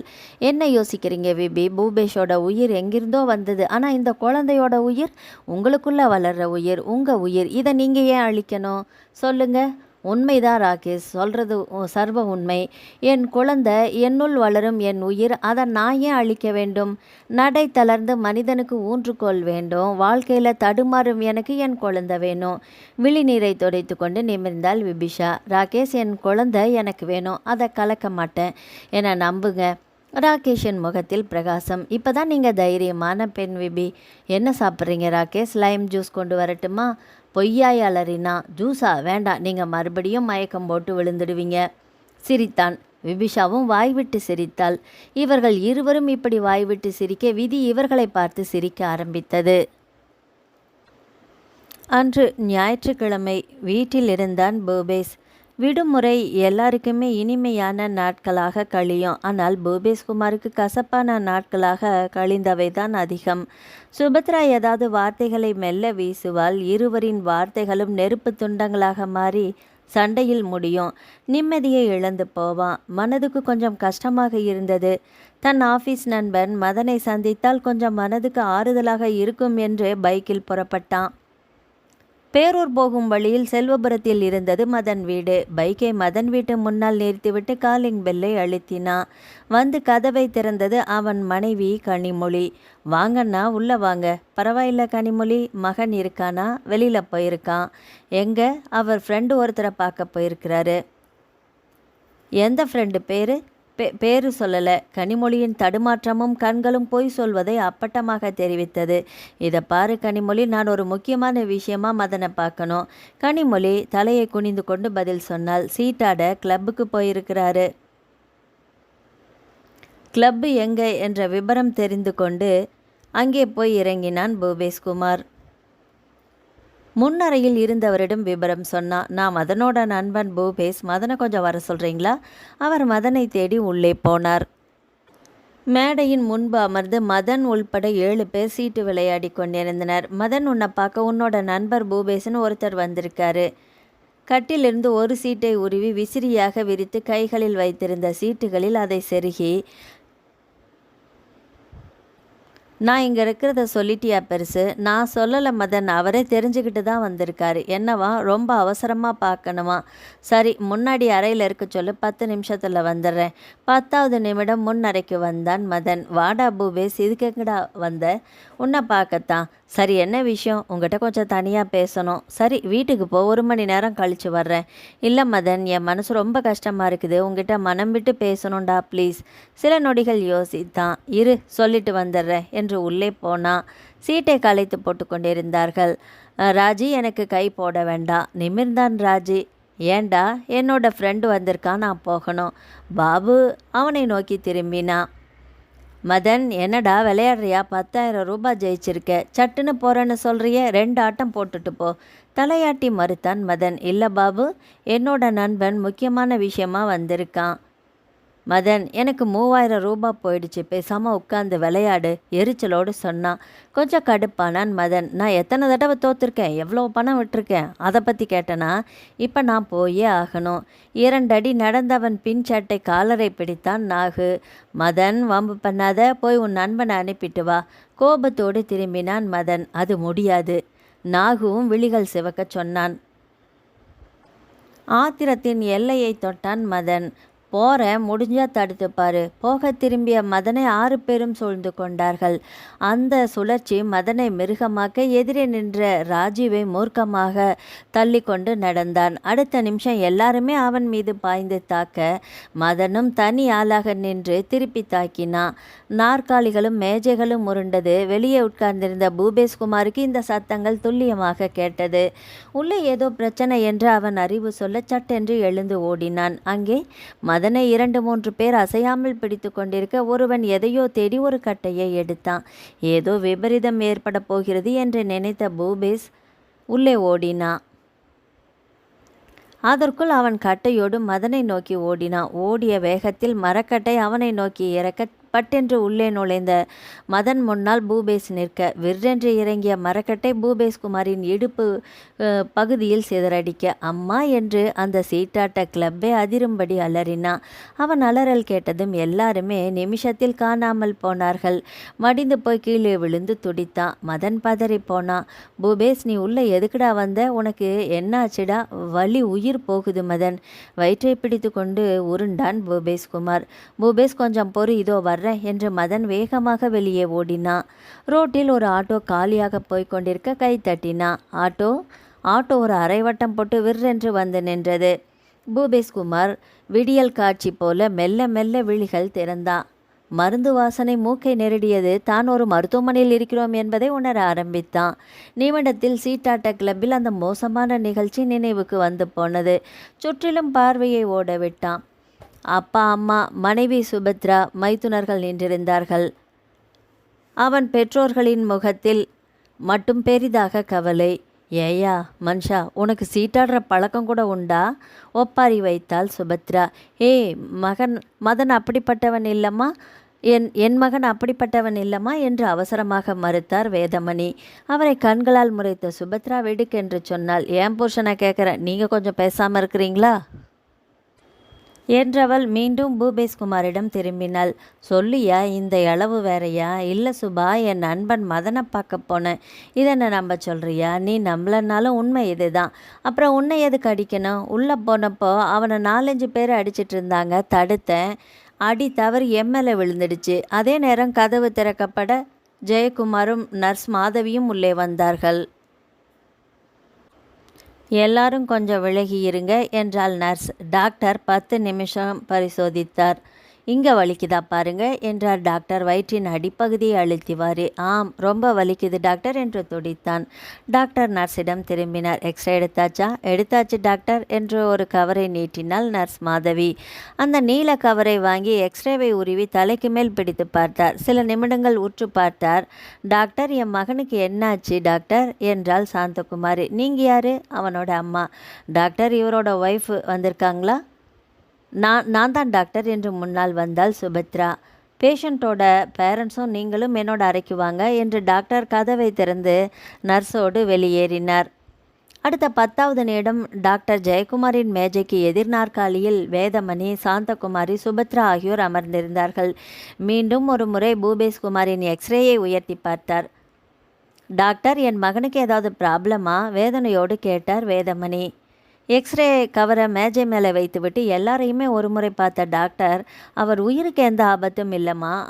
ஆனால் என்ன டாக்டர்? பதறினாள் சுபத்ரா. வயிற்றுக்கும் இடுப்பு பகுதிக்கும் நடுப்பகுதியில் கொஞ்சம் பலமாக அடிப்பட்டதால் உள்ளுறுப்புகள் பாதிக்கப்பட்டு அவர் தந்தையாகிற பாக்கியத்தையே சுமந்து சுத்தமாக இழந்துட்டாரு. அதிர்ச்சியால் தன்னையும் அறியாமல் எழுந்து நின்றாள் சுபத்ரா. மகிமா பிரசவ மருத்துவமனை 20ஆம் எண் அறை கட்டிலில் படுத்திருந்தாள் விபிஷா.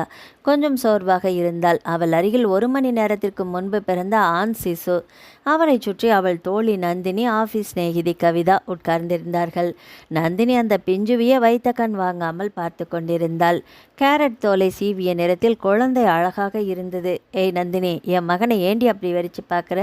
கண்ணு பட்டுட போகுதுடி. முகத்தை அப்படியே திருப்பி விபிஷாவை பார்த்தாள். சிரித்தாள். விதி எப்படி விளையாடுதுன்னு பாத்தியா விபி? புருவங்களை உயர்த்தினாள். என்னடி சொல்கிற? குழந்தை பூபேஷ்குமாரை அப்படியே அச்சில் வாத்து இருக்குது. நந்தினி, நீ என்னையும் என் குழந்தையும் தானே பார்க்க வந்த, எங்களை பற்றி மட்டும் பேசு, மற்றவங்கள பற்றி பேசாத. இப்போ நான் பேசுகிற உண்மையை நீ தடுக்கலாம், நாளைக்கு ஊர் உலகம் பேசுமே, அப்போ என்ன பண்ண போகிற? விபிஷாவின் குரலில் கடுமை ஏறியது. இப்போ நீ என் தோழியா இல்லை விரோதியா? ஏண்டி இப்படி கத்துற? நான் என்ன உன் குழந்தை கழுத்தில் கத்தியா வச்சிருக்கிறேன்? அதை விட என் நெஞ்சில் விஷத்தில் கலந்துட்டுருக்கிற. நான் மறந்ததை நீ நினைக்க வைக்கிற. பழைய நினைவுகள் எனக்கு பகை. ஏண்டி நீயும் என்னை வேதனையில் வேக வைக்கிற? சாரிடி, நான் உண்மையைத்தானே சொன்னேன். கை எடுத்து கும்பிட்டாள் விபிஷா. ப்ளீஸ், நீ எந்த உண்மையையும் சொல்ல வேண்டாம், முடிஞ்சால் ஆறுதலாயிரு, இல்லைனா ஆளை விடு என்று கோபமாக சொன்னாள். கதவுக்கு வெளியே எக்ஸ்கியூஸ் மீ என்ற குரல் கேட்டது. கதவை திறந்து உள்ளே வந்தான் ராகேஷ். வாங்க ராகேஷ் என்று எழ முயன்றாள் விபிஷா. பரவாயில்ல விபி, அப்படியே படுத்துக்கோங்க என்றான். நந்தினியும் கவிதாவும் எழுந்து நின்றார்கள். உடம்பு எப்படி இருக்கு விபி? பரவாயில்ல ராகேஷ். அவன் குழந்தையை நெருங்கினான். ஒரு புன்சிரிப்போடு குழந்தையின் ரோஜா கன்னங்களை மெல்ல வருடினான். பாக்கெட்டில் கை விரித்து ஒரு சின்ன பிளாஸ்டிக் டப்பாவை எடுத்தான். திறந்து 1/2 பவுன் சங்கிலி ஒன்றை எடுத்து குழந்தையின் கழுத்தில் போட்டான். ராகேஷ், இதெல்லாம் எதுக்கு என்றாள் விபிஷா. அப்படின்னா நான் அண்ணியனா விபி? ராகேஷ், இதென்ன கேள்வி? உங்கள் வார்த்தையின் அர்த்தம் அப்படித்தானே சொல்லுது. நான் அந்த அர்த்தத்தில் சொல்லலை ராகேஷ். இதை பாருங்க விபி, ஒருத்தருக்கு உடம்பு சரியில்லைனா பழ வகைகள் வாங்கிட்டு போகலாம், கல்யாணம்னா gift வாங்கிட்டு போகலாம், பிறந்த குழந்தைக்கு அன்பளிப்பாக இந்த பரிசை வாங்கிட்டு வந்திருக்கேன் ஏன் சந்தோஷத்துக்காக. விபிஷா அதற்கு மேல் எதுவும் பேசவில்லை. டாக்டர் எப்போ போகலான்னு சொன்னார் விபி? 3 நாள் கழிச்சு. உதவிக்கு யாராவது வேணுமா? வேண்டாம் ராகேஷ், நர்ஸே என்ன நல்லா பார்த்துக்கிறாங்க. சரி விபி, டேக் கேர், நான் ஆஃபீஸ் புறப்படுறேன் என்று திரும்பியவன் புன்னகை மாறாமல் கவிதா நந்தினி இருவரையுமே பார்த்தான். வர்றேங்க என்றவன் கதவு திறந்து வெளியேறினான். அவன் போனதும் இடுப்பில் கைகளை வைத்துக்கொண்டு விபிஷாவை முறைத்தாள் நந்தினி. ஏண்டி முறைக்கிற? உனக்கு உண்மையான ஃப்ரெண்டு நானா இல்லை அந்த ராகேஷா? 2 பேருந்தான். கடகட என்று சிரித்து விட்டாள் நந்தினி. ஏண்டி விபி, பயந்துட்டியா? சும்மா தமாசுக்கு கேட்டேன். ராகேஷை பற்றி விசாரிச்சிட்டேன், ரொம்ப நல்ல பட்சன், தங்கமான குணம். இருவரும் எழுந்து கொண்டார்கள். குழந்தையை எடுத்து பூ போல கொஞ்சிவிட்டு விபிஷாவின் அருகே படுக்க வைத்தார்கள். விபி, நாங்கள் புறப்படுறோம் என்றாள் நந்தினி. மனமே இல்லாமல் தலையாட்டினாள் விபிஷா. மருமகளை நல்லா பார்த்து கொடி என்று கண்ணடித்து விட்டு புறப்பட்டனர் நந்தினியும் கவிதாவும். அவர்கள் போன பிறகும் நந்தினி சொன்ன அந்த வார்த்தைகள் காதுகளையே சுற்றி வலம் வந்தது. ராகேஷை பற்றி விசாரிச்சுட்டேன், ரொம்ப நல்ல மனுஷன், தங்கமான குணம். உண்மைதான், ராகேஷ் ரொம்ப நல்லவர். அந்த ஆஃபீஸுக்குள் நுழைந்தது முதல் எந்தவித எதிர்பார்ப்பும் இல்லாமல் உதவுபவர். நான் வாழ்க்கையில் துவண்டு போன நேரத்திலெல்லாம் ஒரு துடிப்பை என்னிடம் கொண்டு வந்தவர். இந்த குழந்தையை கலைத்தே தீர வேண்டும் என்ற என் முடிவை தகர்த்தவர். உங்கள் வயிற்றில் வளரும் இந்த குழந்தைதான் எதிர்கால உங்கள் வாழ்க்கையின் பிடிப்பு என்று இந்த குழந்தையை என் வயிற்றில் வளர தூண்டியவர். ராகேஷ், உங்களை எந்த ஸ்தானத்தில் என் மனதில் வைத்திருக்கிறேன்? நண்பரா, இல்லை அதையும் தாண்டிய உறவா? விபிஷா பலவிதமான உணர்ச்சிகளின் அலைகளில் தத்தளிக்க ஆரம்பித்தாள். ராகேஷ், கொஞ்சம் நில்லுடா சொன்ன அண்ணன் திவாகரை திரும்பி பார்த்தான். என்னன்னா, உங்கள் அண்ணி மேட்டுப்பாளையத்தில் உனக்கு ஒரு பொண்ணு பார்த்துருக்கா. எனக்கு இப்போ கல்யாணம் வேண்டாண்ணா. ஏண்டா? வேண்டான்னா விடுங்களே. அதுதான் ஏன்னு கேட்குறேன். இல்லை, இன்னும் கொஞ்ச நாள் போகட்டும். இப்போ உனக்கு வயசு 29. இப்போ பொண்ணு பார்க்காம வேற எப்போ பார்க்கறது?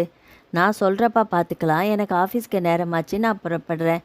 சமையல் கட்டிலிருந்து புயலாக வெளிப்பட்டு அவன் முன்னே வந்து நின்றாள் அவன் அண்ணி மகேஸ்வரி. ராகேஷ், உனக்கு மேட்டுப்பாளையத்தில் பார்த்துருக்குற பொண்ணு MBA படிச்சிருக்கா. அவளோட அம்மா அப்பா 2 பேருமே டீச்சராக இருக்கிறாங்க. எனக்கு தூரத்து சொந்தம். வர்ற ஞாயிற்றுக்கிழமை பெண் பார்க்க வர்றதா ஃபோனில் சொல்லிட்டேன். யாரை கேட்டு சொன்னீங்க? யாரை கேட்கணும்? எங்களுக்கு பொறுப்பு இருக்குது, கடமை இருக்குது. எனக்கு இப்போதைக்கு கல்யாணம் வேண்டாம் அண்ணி. காரணம்? எல்லாத்துக்குமே காரணம் சொல்ல முடியாது அண்ணி. ஆனால் ஊர் உலகம் என்ன காரணம் சொல்லுது தெரியுமா? பெற்றவங்க இருந்திருந்தா இவனுக்கு இந்த நேரம் கல்யாணம் பண்ணி வச்சுருப்பாங்க. அண்ணனும் அண்ணியும் சுயநலவாதிகள். இவனுக்கு கல்யாணம் பண்ணி வச்சா இன்னொரு வருமானம் போயிடுமேன்னு இவனுக்கு ஒரு காரியத்தையும் செஞ்சு வைக்காமல் இருக்காங்கன்னு சொல்கிறாங்க. ஊர் உலகம் என்ன வேணும்னாலும் பேசும் அண்ணி. அதுக்கு கண்களும் குருடு, காதுகளும் செவிடு. அந்த ஊர் உலகத்தில் தானே நாமும் இருக்கிறோம் ராகேஷ். ஆனால் வாழ்க்கை நமக்காக வாழணும் அண்ணி. இங்கே பாரு ராகேஷ், மேட்டுப்பாளையம் பொண்ணை வந்து பாரு. உனக்கு பிடிச்சா மட்டும் மேற்கொண்டு பேசலாம். நான் வரல அண்ணி. கோபத்தின் எல்லையை தாண்டினாள் மகேஸ்வரி. ராகேஷ், நீ ஏன் இப்படியெல்லாம் பேசுகிறேன்னு எனக்கும் தெரியும். என்ன தெரியும்? 2 வருஷத்துக்கு முன்னால் உனக்கு பொண்ணு பார்க்கட்டுமான்னு கேட்டப்போ சந்தோஷமாக தலையாட்டினவன். அந்த விபிஷா உன்னோட ஆஃபீஸ்க்கு வந்த நாள்லேருந்து நீ ரொம்பவுமே மாறி போயிட்ட. என்ன மாறி போயிட்டேன்? அந்த பொண்ணுக்கு விழுந்து விழுந்து உதவிகள் பண்ணுற ஒரு ஆதரவற்ற பெண்ணுக்கு உதவிகள் பண்ணுறது தப்பா அண்ணி? ஏன் உலகத்தில் எத்தனையோ அனாதை பெண்கள் இருக்காங்களே, அவங்களுக்கெல்லாம் பண்ணுறது? நமக்கு அறிமுகமானவங்களுக்கு தானே பண்ண முடியும். நீ விபிஷாவுக்கு பண்ணுறது உதவிகள் அல்ல, சுயநலம். என்ன சுயநலம்? அந்த பெண்ணை நீ காதலிக்கிற, கல்யாணம் பண்ணிக்க ஆசைப்படுற. விழுக்கென்று நிமிர்ந்தான் ராகேஷ். அண்ணியின் முகத்தை ஆழமாக பார்த்தான். நிதானமாக சொன்னான், ஓ, இப்படி கூட ஒரு கோணம் இருக்கா? நான் அந்த மாதிரி நினச்சி பார்க்காம விட்டுட்டேனே. ரொம்ப நன்றி அண்ணி. புரியாமல் விழித்தாள் அண்ணி. எதுக்கு? அண்ணியனா நின்று உதவிகள் செஞ்சால் நன்றிங்கிற ஒரு வார்த்தைக்குள்ளே அது அடங்கி போயிடும். விபிஷா கழுத்தில் ஒரு தாலியை கட்டி கட்டினவங்கிற உரிமையோட உதவிகள் செஞ்சால் குடும்பங்கிற உறவுக்குள்ளே அடங்கிடுமில்ல. ராகேஷ், அவள் ஒரு வாளாவெட்டி விதவை. அவள் கழுத்தில் தாலி ஏறின என்னோட மனைவி. முகம் சிவக்க சொன்னாள் மகேஸ்வரி. அடுத்தவன் பெத்த குழந்தை நாளைக்கு உன்னை அப்பான்னு கூப்பிடாது ராகேஷ். உடம்பால் மட்டும் உறவுகள் நிலைக்கிறது இல்லை அண்ணி, அதுக்கு மனசோட பங்கு ரொம்ப அவசியம். அப்படின்னா என் முடிவு மாறாது அண்ணி. நெருப்பு விழிகளோடு ராகேஷை பார்த்தாள். அப்போ உனக்கு இந்த வீட்டில் இடமில்லை. ராகேஷ் எதுவும் பேசாமல் இருவரையும் பார்த்தான். சட் என்று தன் அறைக்குள் நுழைந்து சூட்கேஸில் துணிமணிகளை அடைத்து கொண்டு திரும்பினான். அண்ணன் திவாகர் குறுக்கே வந்தான். ராகேஷ், எங்களை விட அந்த பொண்ணு தான் உனக்கு வசதியா? அண்ணன் முகம் பார்த்து பேசினான். இல்லைன்னா நீங்களும் அண்ணியும் எனக்கு அண்ணன் அண்ணி இல்லை, நம்ம பெத்த தாய் தந்தையா எப்பவும் நினைக்கிறேன். எனக்கு ஒரு வாழ்க்கைன்னு வர்றப்போ அந்த விபிஷா அண்ணியின் வார்த்தைகளுக்கு கூட காத்திருக்காமல் வேக வேகமாக வீதியில் இறங்கிவிட்டான். அந்த விபிஷா எனக்கு வசதி, என்னை மன்னிச்சிடுங்க. காலங்கள் அழகிய கண்ணாடி தம்ளரில் போட்ட ஐஸ் கட்டியாக கரைந்து போனது. பூபேஷ் மனதளவில் பாதி செத்து போனான். 2வது மனைவி சுபத்ராவின் அன்பு இல்லை, வாழ்க்கையில் நிம்மதி இல்லை, மனம் வெறுத்து போனான். இதன் விளைவாக ஆஃபீஸ் வேலைகளில் கவனம் தவறினான். அவன் முடித்து கொடுத்த ஃபைல்களில் நிறைய தவறுகள் இருந்தது. மேலதிகாரிகள் பலமுறை கூப்பிட்டு கண்டித்தனர். ஒரு நாள் ஆஃபீஸ் ஃபைலை வீட்டுக்கு கொண்டு வந்தவன் திருப்பி ஆஃபீஸ்க்கு கொண்டு போகும்போது எங்கோ தவற விட்டு விட்டான். அவன் எவ்வளவோ கெஞ்சியும் இவன் தவறுகள் மேலிடத்துக்கு போக தயவு தாட்சணியம் பார்க்காமல் வீட்டுக்கு அனுப்பிவிட்டார். பூபேஷ் குமார் துவண்டு போனான். பெற்றவர்களின் ஆறுதல் இல்லை, கட்டிய மனைவியின் பாசம் இல்லை, தான் தந்தையாகும் பாக்கியதையும் இழந்து விட்டான். ஏறக்குறைய ஒரு நடைப்பணமாகிவிட்டான். ஒரு மன ஆறுதலுக்காக குழந்தையை பார்க்க நந்தினியிடம் சொல்லி அனுப்பினான். விபிஷா ஒரு நெருப்பாக கொழுந்து விட்டு எரிந்தாள். விவாகரத்து மூலம் எனக்கு அவருக்கும் இனி எந்த உறவும் இல்லைன்னு ஆகி போன பிறகு இந்த குழந்தை பாசம் எப்படி வந்தது? என் குழந்தைய பார்க்க யாருக்குமே அனுமதி கிடையாது. நந்தினி, இனிமே நீ அவருக்கு நீங்கள் வந்தா நம்ம ஸ்நேகமே முறிஞ்சு போயிடும், ஜாக்கிரதை என்று கோபப்பட்டாள். இது அப்படியே பூபேஷிடம் நந்தினி சொல்ல மனம் ஒடிந்து போனா. தன் வாழ்க்கையின் எல்லா வழிகளும் அடைக்கப்பட்டதை உணர்ந்தான். சுபத்ரா ஒரு வெறியின் எல்லையில் இருந்தால். ஊர் உலகம் இவளை மலடி மலடி என்று பாம்பாக கொத்தியது. இவள் கணவன் இவளுக்கு லாய்க்கில்லாதவன் என்று தேலாக கொட்டியது. இனி கணவனால் எந்த பயனும் இல்லை, தன் குழந்தை பெற எந்த வழியும் இல்லை. என் அண்ணன்மார்களே என் வாழ்க்கையை நாசமாக்கி விட்டார்களே. நானும் அறிவிழந்து ஏமாந்து விட்டேன். அண்ணன்களுக்கு ஃபோன் செய்து வர சொன்னால் சத்தியமங்கலத்திலிருந்து அடுத்த நாளே வந்து இறங்கினார்கள் வேல்பாண்டியும் தங்கப்பாண்டியும். ஏம்மா, மாப்பிள்ளை ஏதாவது பிரச்சனை பண்ணுறாரா? தங்கப்பாண்டி லேசான கோபத்தோடு கேட்க அலட்சியமாக உதடுகளை சுழித்தாள். ஆமாம், அவரே ஒரு உதவாக்கிற, அவரால் என்ன பிரச்சனையாக போகுது? இந்த கையால் ஆகாத மனுஷனுக்கு என்னை கட்டி வச்சு என் வாழ்க்கையவே நாசமாட்டிங்களே. இந்த ஊரும் உலகமும் என்னை மலடி மலடின்னு கேவலமாக சொல்லுது. இருவரும் தலை குனிந்து கொண்டார்கள். எனக்கு எப்படியாவது குழந்தை வேணும்னே இருவரும் அதிர்ந்து போய் நிமிர்ந்தார்கள்.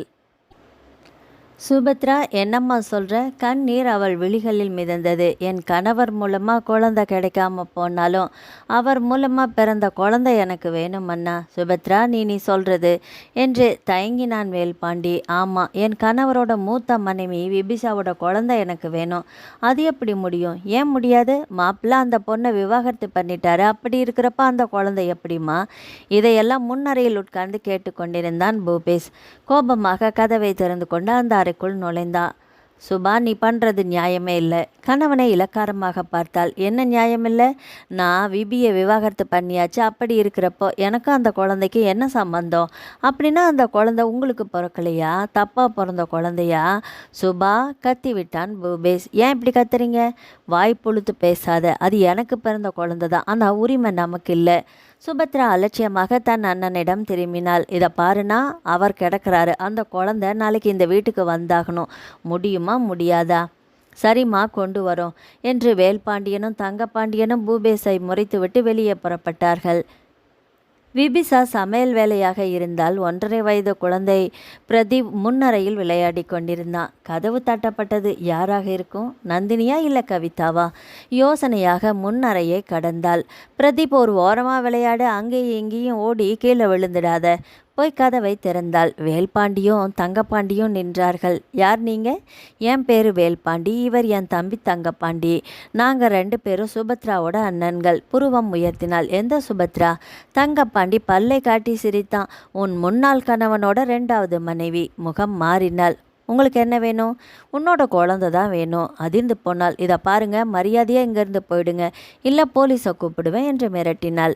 வேல்பாண்டி முரட்டுத்தனமாக சிரித்தான். கூப்பிடு போலீஸை. என்ன மிலிட்ரியவே கூப்பிட? பட்டென்று கதவை சாத்த போனாள் விபிஷா. அதற்குள் தங்கப்பாண்டி கதவை தள்ளி கொண்டு உள்ளே நுழைய வேல்பாண்டியும் உள்ளே வந்தான். விளையாடி கொண்டிருந்த குழந்தை பிரதீப்பை தங்கப்பாண்டி தூக்கி கொண்டான்.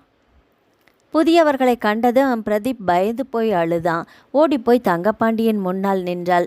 பதற்றமான வார்த்தைகளில் பேசினாள். இதை பாருங்க, இந்த குழந்தைக்கும் அவருக்கும் எந்த சம்பந்தமும் கிடையாது. குழந்தைய கொடுங்க. பிரதீப்பை கை நீட்டி வாங்கி முயற்சி செய்ய வேல்பாண்டி எகத்தாளமாக சிரித்தான். அப்படின்னா இந்த குழந்தைய யாருக்கு பெத்த? கோபம் முகத்தில் இரத்தத்தை பாய்ச்சது. சி, அசிங்கமாக பேசாத. நீயும் ஒரு மனுஷனா? வேல்பாண்டி பொறுமையின் எல்லையை தாண்டினான். நான் மனுஷன் இல்லை, மிருகந்தான். போடி அந்தாண்ட என்று அவளை பிடித்து தள்ளிவிட்டான். நிலை தடுமாறி விழப்போன விபிஷா மீண்டும் ஓடி வந்து அவர்கள் முன்னால் நின்றாள். பிரதீப் திமிரி கொண்டிருந்தான். அம்மா அம்மா அவன் கதறினான். அட பாவிகளா, என்னோட குழந்தைய கொடுங்கடா. வேல்பாண்டி காலை தூக்கி அவள் வயிற்றில் ஓங்கி உதைத்தான். தூரப்போய் விழுந்தாள் விபிஷா. இருவரும் பிரதீப்போடு வெளியே புறப்பட ராகேஷ் பைக்கை நிறுத்திவிட்டு காம்பவுண்டுக்குள் நுழையவும் அவர்கள் வெளியே வரவும் சரியாக இருந்தது. யாரோ 2 புதிய மனிதர்களின் கையில் பிரதீப் அழுது கொண்டிருக்க, ஏய் யார் நீங்க? அவர்களை தடுத்தான். குழந்தை பிரதீப் அவனை நோக்கி தாவ தங்கப்பாண்டி ராகேஷை அடிக்க கை ஓங்க ராகேஷ் முந்தி கொண்டு அவன் முகத்தில் குத்தினான். விபிஷா எழுந்து ஓடி வந்தாள். ராகேஷ் வந்துவிட்டார். அவர் தனியாளாக நின்று இருவரையும் சமாளிக்க முடியாது. என்ன செய்வது? சட்டென்று அந்த யோசனை சுடர்விட்டது. ஓடிவாங்க ஓடிவாங்க, புள்ளைய பிடிக்கிறவங்க, என் குழந்தைய தூக்கிட்டு ஓடுறான். பலம் கொண்ட மட்டும் கத்தினாள் விபிஷா. அவள் கத்தல் கேட்டு பக்கத்து வீடுகளில் ரோட்டில் போனவர்கள் எல்லாருமே ஓடி வந்தார்கள். விபிஷா தங்கப்பாண்டியனின் கையிலிருந்து பிரதீபாவை சட்டென்று பிடுங்கி கொண்டாள். வந்தவர்கள் படபடவென்று இருவரையும் தாறுமாறாக அடிக்க நிலைமை மிகவும் மோசமானதை உணர்ந்த வேல்பாண்டியும் தங்கப்பாண்டியும் கிடைத்த திசையில் ஓட ஆரம்பித்தார்கள். ராகேஷ் வந்தவர்களுக்கு நன்றி சொன்னான். ரொம்ப நன்றிங்க, குழந்தைய பத்திரமா பார்த்துக்கோங்க சார். பட்ட பகல்லையே குழந்தைய திருட வந்துட்டானுங்க. காலம் பாருங்க எவ்வளோ கெட்டுப்போச்சு. ஆளாளுக்கு பேசிக்கொண்டே போனார்கள். ராகேஷ் வீட்டிற்குள் நுழைந்தா. விபிஷா குழந்தையை பிரதீப்பை மார்போடு அணைத்து கொண்டு அழுது கொண்டிருந்தாள். விபி, ஏன் அழற? அவங்க தான் போயிட்டாங்கல்ல. விழி நீரோடு நிமிர்ந்தாள். யார் அவங்க? அவங்கள உனக்கு தெரியுமா? மெல்ல தலையாட்டினாள். தெரியும் ராகேஷ், பூபேஷோட மைத்துனர்கள். பூபேஷ் குழந்தைய பார்க்க வேணும்னு 2-3 தடவை நந்தினி மூலமாக சொல்லி அனுப்பினாரு. முடியாதுன்னு மறுத்துட்டேன். அதனால் இப்போ வன்முறையில் இறங்கியிருக்காரு. ராகேஷ் கோபமாக நிமிர்ந்தான். விபி, புறப்படு, போய் போலீஸில் கம்ப்ளைண்ட் கொடுத்துட்டு வந்துடலாம். ப்ளீஸ் வேணா ராகேஷ், பிரச்சனை இன்னும் அதிகமாயிடும். மறுபடியும் வரும்போது பார்த்துக்கலாம். சரி, நீ ஆஃபீஸ் புறப்படலையா? இல்லை ராகேஷ், பிரதீப்பை பார்த்துக்கிற ஆயா இன்னைக்கு லீவு, உடம்பு சரியில்லை. அதனால் ஆஃபீஸ்க்கு ஃபோன் பண்ணி லீவு சொல்லிட்டேன். போகிற வழியில் உன்னை பார்த்துட்டு போகலாமேன்னு வந்தேன் விபி. நான் புறப்படுறேன். தலையாட்டினாள். சரி ராகேஷ், பயம் ஒன்றும் இல்லையே? இல்லை ராகேஷ். தைரியமாக இரு விபி, நான் வரேன் என்ற ராகேஷ் காம்பவுண்டுக்கு வெளியே நின்றிருந்த பைக்கை நோக்கி நடந்தான். விபிசா சட்டென்று உடைந்து போய் அழுதாள்.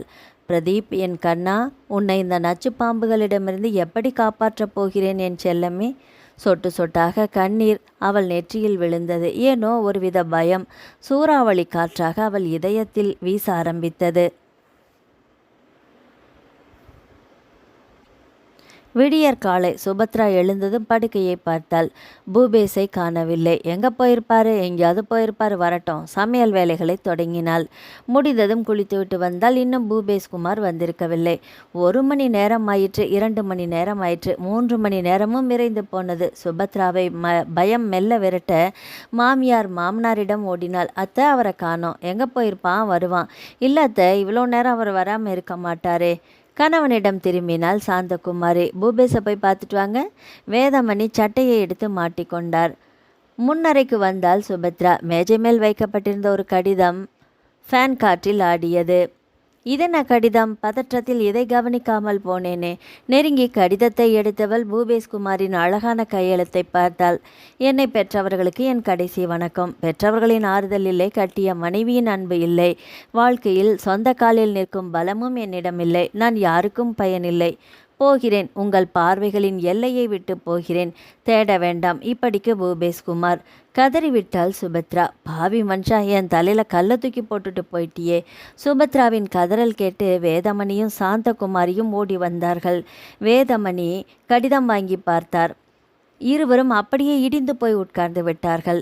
வார்த்தைகள் ஊமையாகி போனது. இருவரின் கண்கள் மட்டும் கண்ணீரை குளமாக்கியது.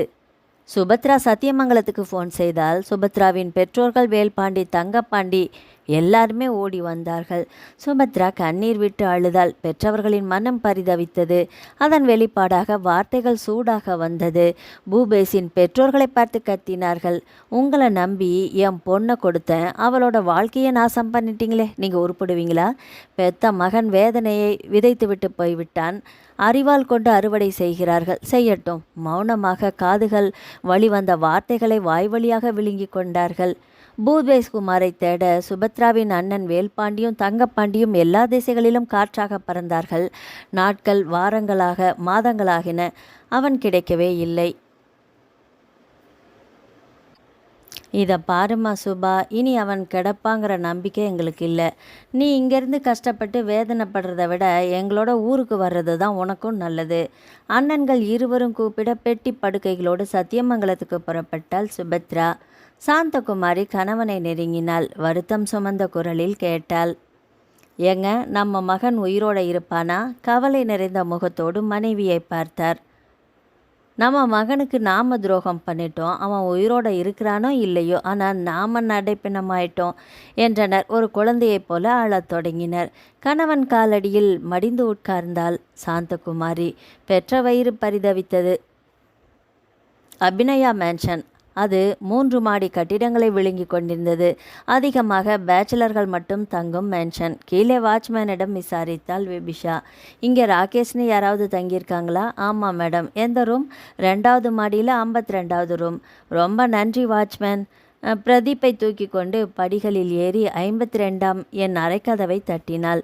யாராக இருக்கும்? ராகேஷ் லுங்கி பனியனோடு வந்து கதவை திறந்தவன் கண்களில் ஆச்சரியம். விபி, நீங்களா? வாங்க, உள்ள வாங்க. பிரதீப்போடு உள்ளே நுழைந்தாள். ஒரு நாற்காலியை எடுத்து போட்டான். உட்காருங்க விபி. பிரதீப்பை கீழே இறக்கிவிட்டு உட்கார்ந்தாள். ராகேஷ் அவசர அவசரமாக சட்டையை எடுத்து மாட்டிக்கொண்டான். பிரதீப்புக்கு பிஸ்கட் ஏதாவது வாங்கிட்டு வரட்டுமா? வேண்டாம் ராகேஷ். உங்களுக்கு காப்பி, டீ அதெல்லாம் வேணாம் ராகேஷ். ஆஃபீஸ்க்கு 2 நாளாக வரலையே, ஏன்? காய்ச்சல் விபி. டாக்டர்கிட்ட போனீங்களா? போனேன். ஊசி போட்டு மாத்திரைகள் எழுதி கொடுத்தாரு. இப்போ பரவாயில்லை. விபிஷா அவளை கொஞ்சம் பரிதாபமாக பார்த்தாள். ராகேஷ், இது உங்களுக்கு தேவையா? எது விபி இப்படி வந்து கஷ்டப்படுறது? சிரித்தான். இது எனக்கு கஷ்டம் இல்லை விபி. இல்லை ராகேஷ், நீங்கள் பொய் சொல்கிறீங்க. என்னால் தானே உங்களுக்கு இவ்வளவு கஷ்டமோ? உங்களால் என்ன கஷ்டம்? அவள் முகத்தை ஆழமாக பார்த்தாள். மெல்ல உதடுகளில் அசைந்தது வார்த்தைகள். எல்லாமே எனக்கு தெரியும். அவன் பார்வையை எங்கோ திருப்பி கொண்டான். நான் அதிர்ஷ்டமில்லாதவள் ராகேஷ். வாளா வெட்டி. என் மகன் பிரதீப்புக்கு கூட அப்பா யாருன்னு சொல்ல முடியாத துரதிர்ஷ்டசாலி.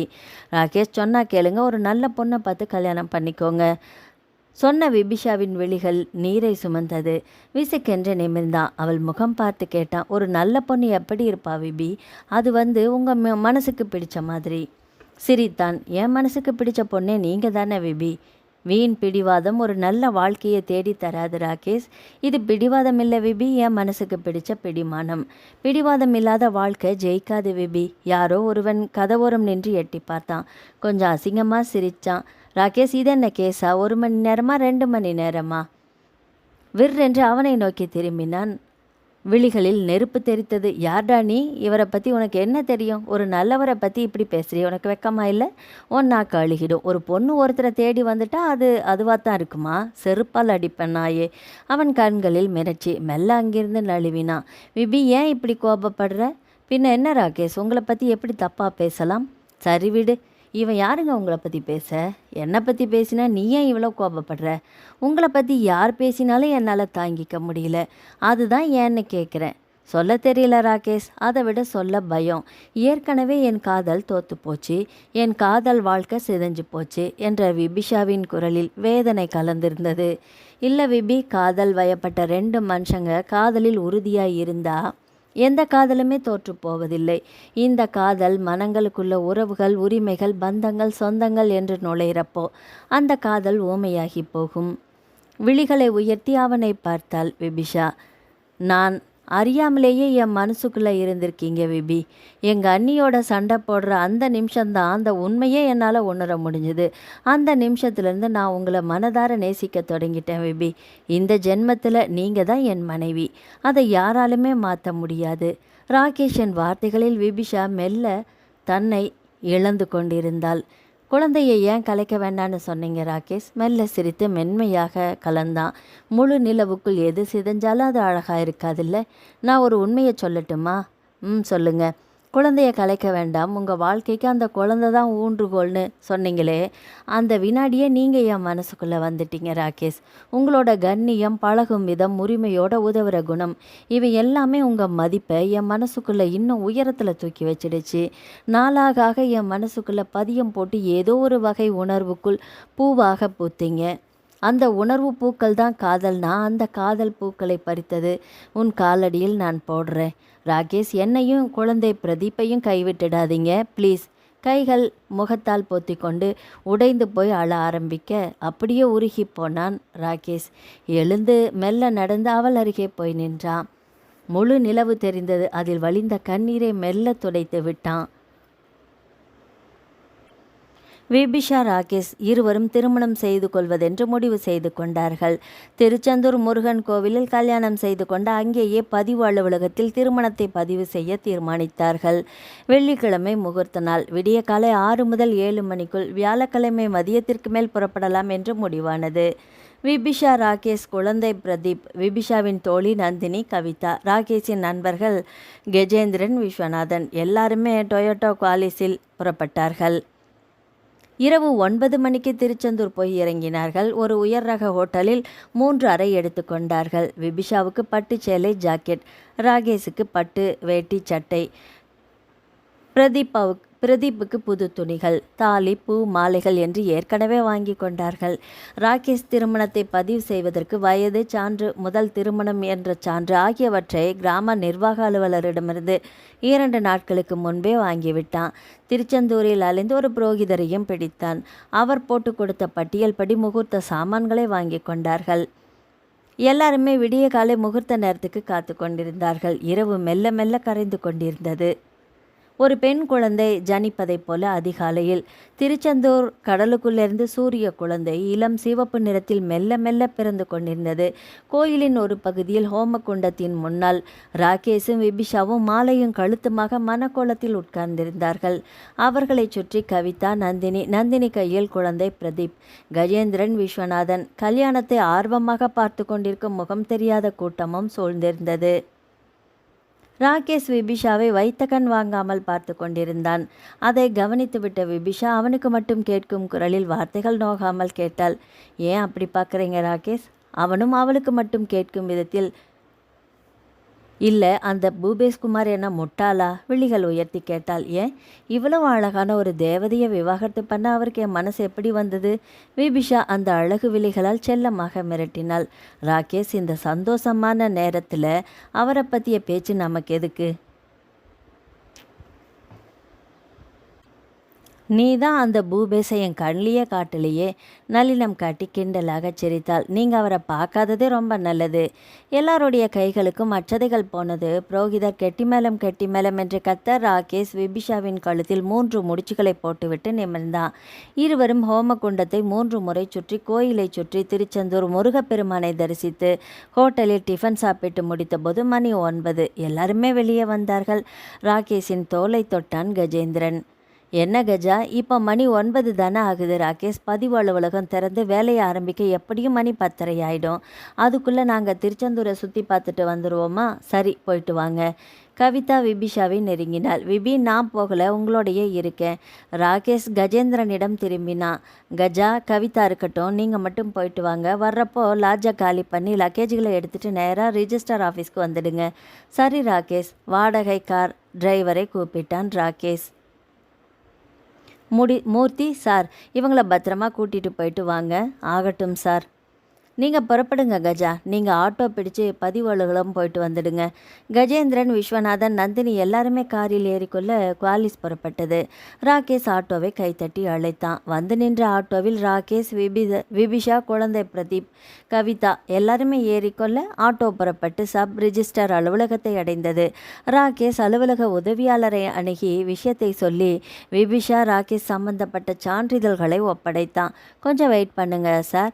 சார் பதிவு அலுவலரை கேட்டு ஏற்பாடு பண்ணுறேன் என்றான் அவர்.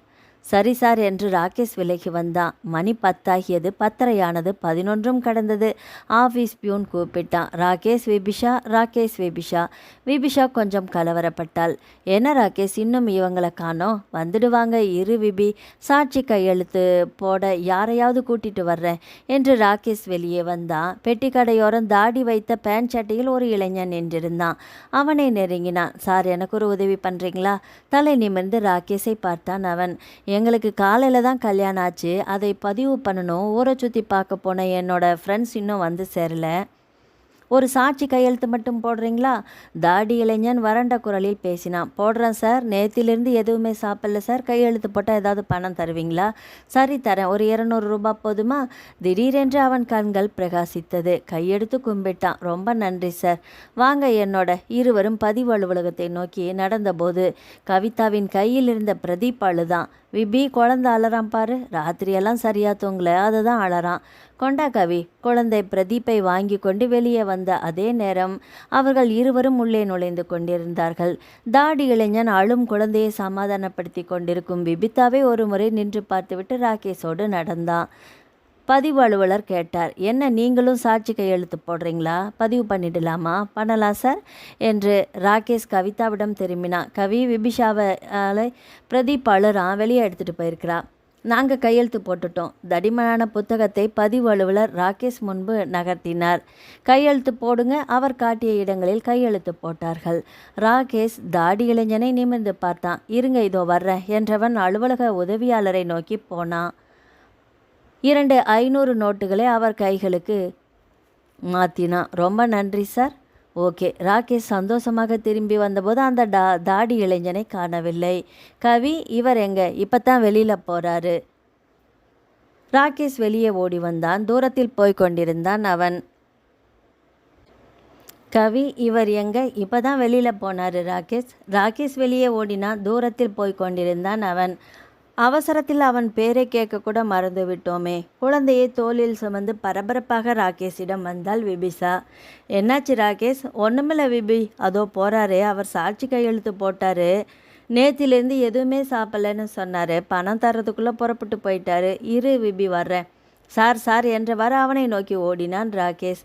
தாடி இளைஞன் என்று திரும்பி பார்த்தான். அவனை நெருங்கினான் ராகேஷ். என்ன சார், பசின்னு சொன்னீங்க, பணம் வாங்காமல் வந்துட்டீங்களே. தூரத்தில் குழந்தையோடு நிற்கும் விபிஷாவை ஒரு முறை பார்த்துவிட்டு திரும்பினான் அவன்.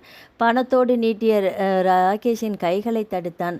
ஒரு அர்த்தமான புன்னகை அவன் உதடுகளில் பிறந்தது. அப்போ பசி இருந்துச்சு சார், இப்போ மனசு நிறைஞ்சு போயிடுச்சு. ராகேஷ் புரியாமல் அவனை பார்த்தான். ஒரு பாவத்தை செஞ்சிட்டேன்னு தவிச்சிட்டு இருந்தேன் சார். ஆனால் இப்போ ஒரு புண்ணியத்தை பண்ணிட்டேன்னு ரொம்ப சந்தோஷமாக மனசு நிறைஞ்சி போகிறேன். அந்த ஒரு சந்தோஷமே போதும் சார். சொன்னவன் ராகேஷின் வார்த்தைகளுக்கு கூட காத்திருக்காமல் நடந்தான். அவன் பூபேஷ்குமார்.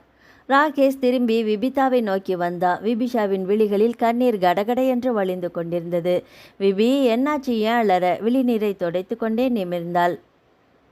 இது சந்தோஷமும் துக்கமும் கலந்த கண்ணீர் ராகேஷ். என்ன, இவளும் கூட புதிராக பேசுகிறாளே. அதே நேரம் டொயோட்டோ குவாலிஸின் கார் அவர்கள் முன்னால் வந்து நிற்க, கஜேந்திரன், விஸ்வநாதன், நந்தினி மூவருமே கீழே இறங்கினார்கள்.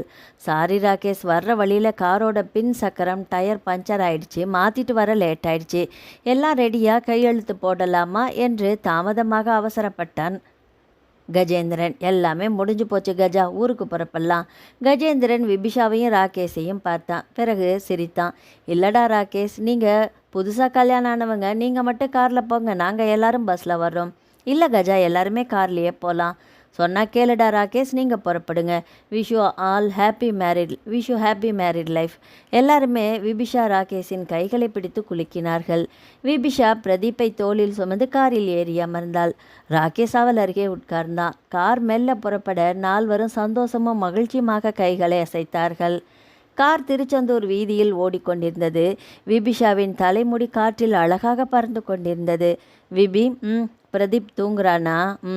கொண்டா, நான் வச்சுக்கிறேன் என்றவன் குழந்தையை வாங்கி தோளில் சுமந்து கொண்டான். விபி, இப்போ நீ சந்தோஷமாக இருக்கியா? ரொம்ப சந்தோஷமாக இருக்கேன் ராகேஷ். கார் திருச்செந்தூரை தாண்ட போகுது விபி, அதுக்கு இப்போ என்ன? நானும் ரொம்ப சந்தோஷமாக இருக்கேன். உனக்கு ரொம்ப பிடிச்ச பொருள் எதுன்னு சொல்லு, வாங்கி தர்றேன். நிஜமாவா? கண்டிப்பாக. விழிகளை உயர்த்தி கணவனை பார்த்தாள். எனக்கு நிரந்தரமாக ஒன்று வேணும் ராகேஷ், வாங்கி தருவீங்களா? விழிகளில் நீர் மிதக்க கேட்டாள். சொல்லு விபி, வாங்கி தரேன். அன்பு வேணும் ராகேஷ், உங்கள் அன்பு வேணும். எனக்கும் குழந்தை பிரதீப்புக்கும் நிரந்தரமாக வேணும், தருவீங்களா? நெகிழ்ந்து போனார் ராகேஷ். அன்பு மட்டும் இல்லை விபி, இந்த உயிர், என் வாழ்க்கை எல்லாமே இனி உனக்கு தான் என்று அவள் கன்னத்தில் முத்தமிட குனிந்தான். டிரைவர் முன்னால் கை நீட்டி காண்பித்தாள். மூர்த்தி என்றான் ராகேஷ். திரும்பாமல் கேட்டான் அவன். என்ன சார், நீங்கள் நல்ல டிரைவர் தானே, திரும்பி பார்க்க மாட்டீங்க தானே? அவன் உதடுகளோடு ரகசியமாக சிரித்தான். ஆமாம் சார். பாத்தியா விபி, டிரைவர் நல்லவர், ரொம்பவுமே இங்கிதம் தெரிந்தவர், திரும்பி பார்க்க மாட்டாரு என்று ராகேஷ் குனிந்து விபிஷாவின் கன்னத்தில் மென்மையாக முத்தமிட்டான். விபிஷா நாணம் பூத்தாள். முகத்தை மூடிக்கொண்டு மெல்ல சிரிக்க ஆரம்பித்தாள். நாவல் முடிவடைந்தது. ஆதரவளித்த அனைத்து உள்ளங்களுக்கும் நன்றி. மீண்டும் அடுத்த ஒரு நாவல் பதிவில் சந்திக்கலாம். வணக்கம்.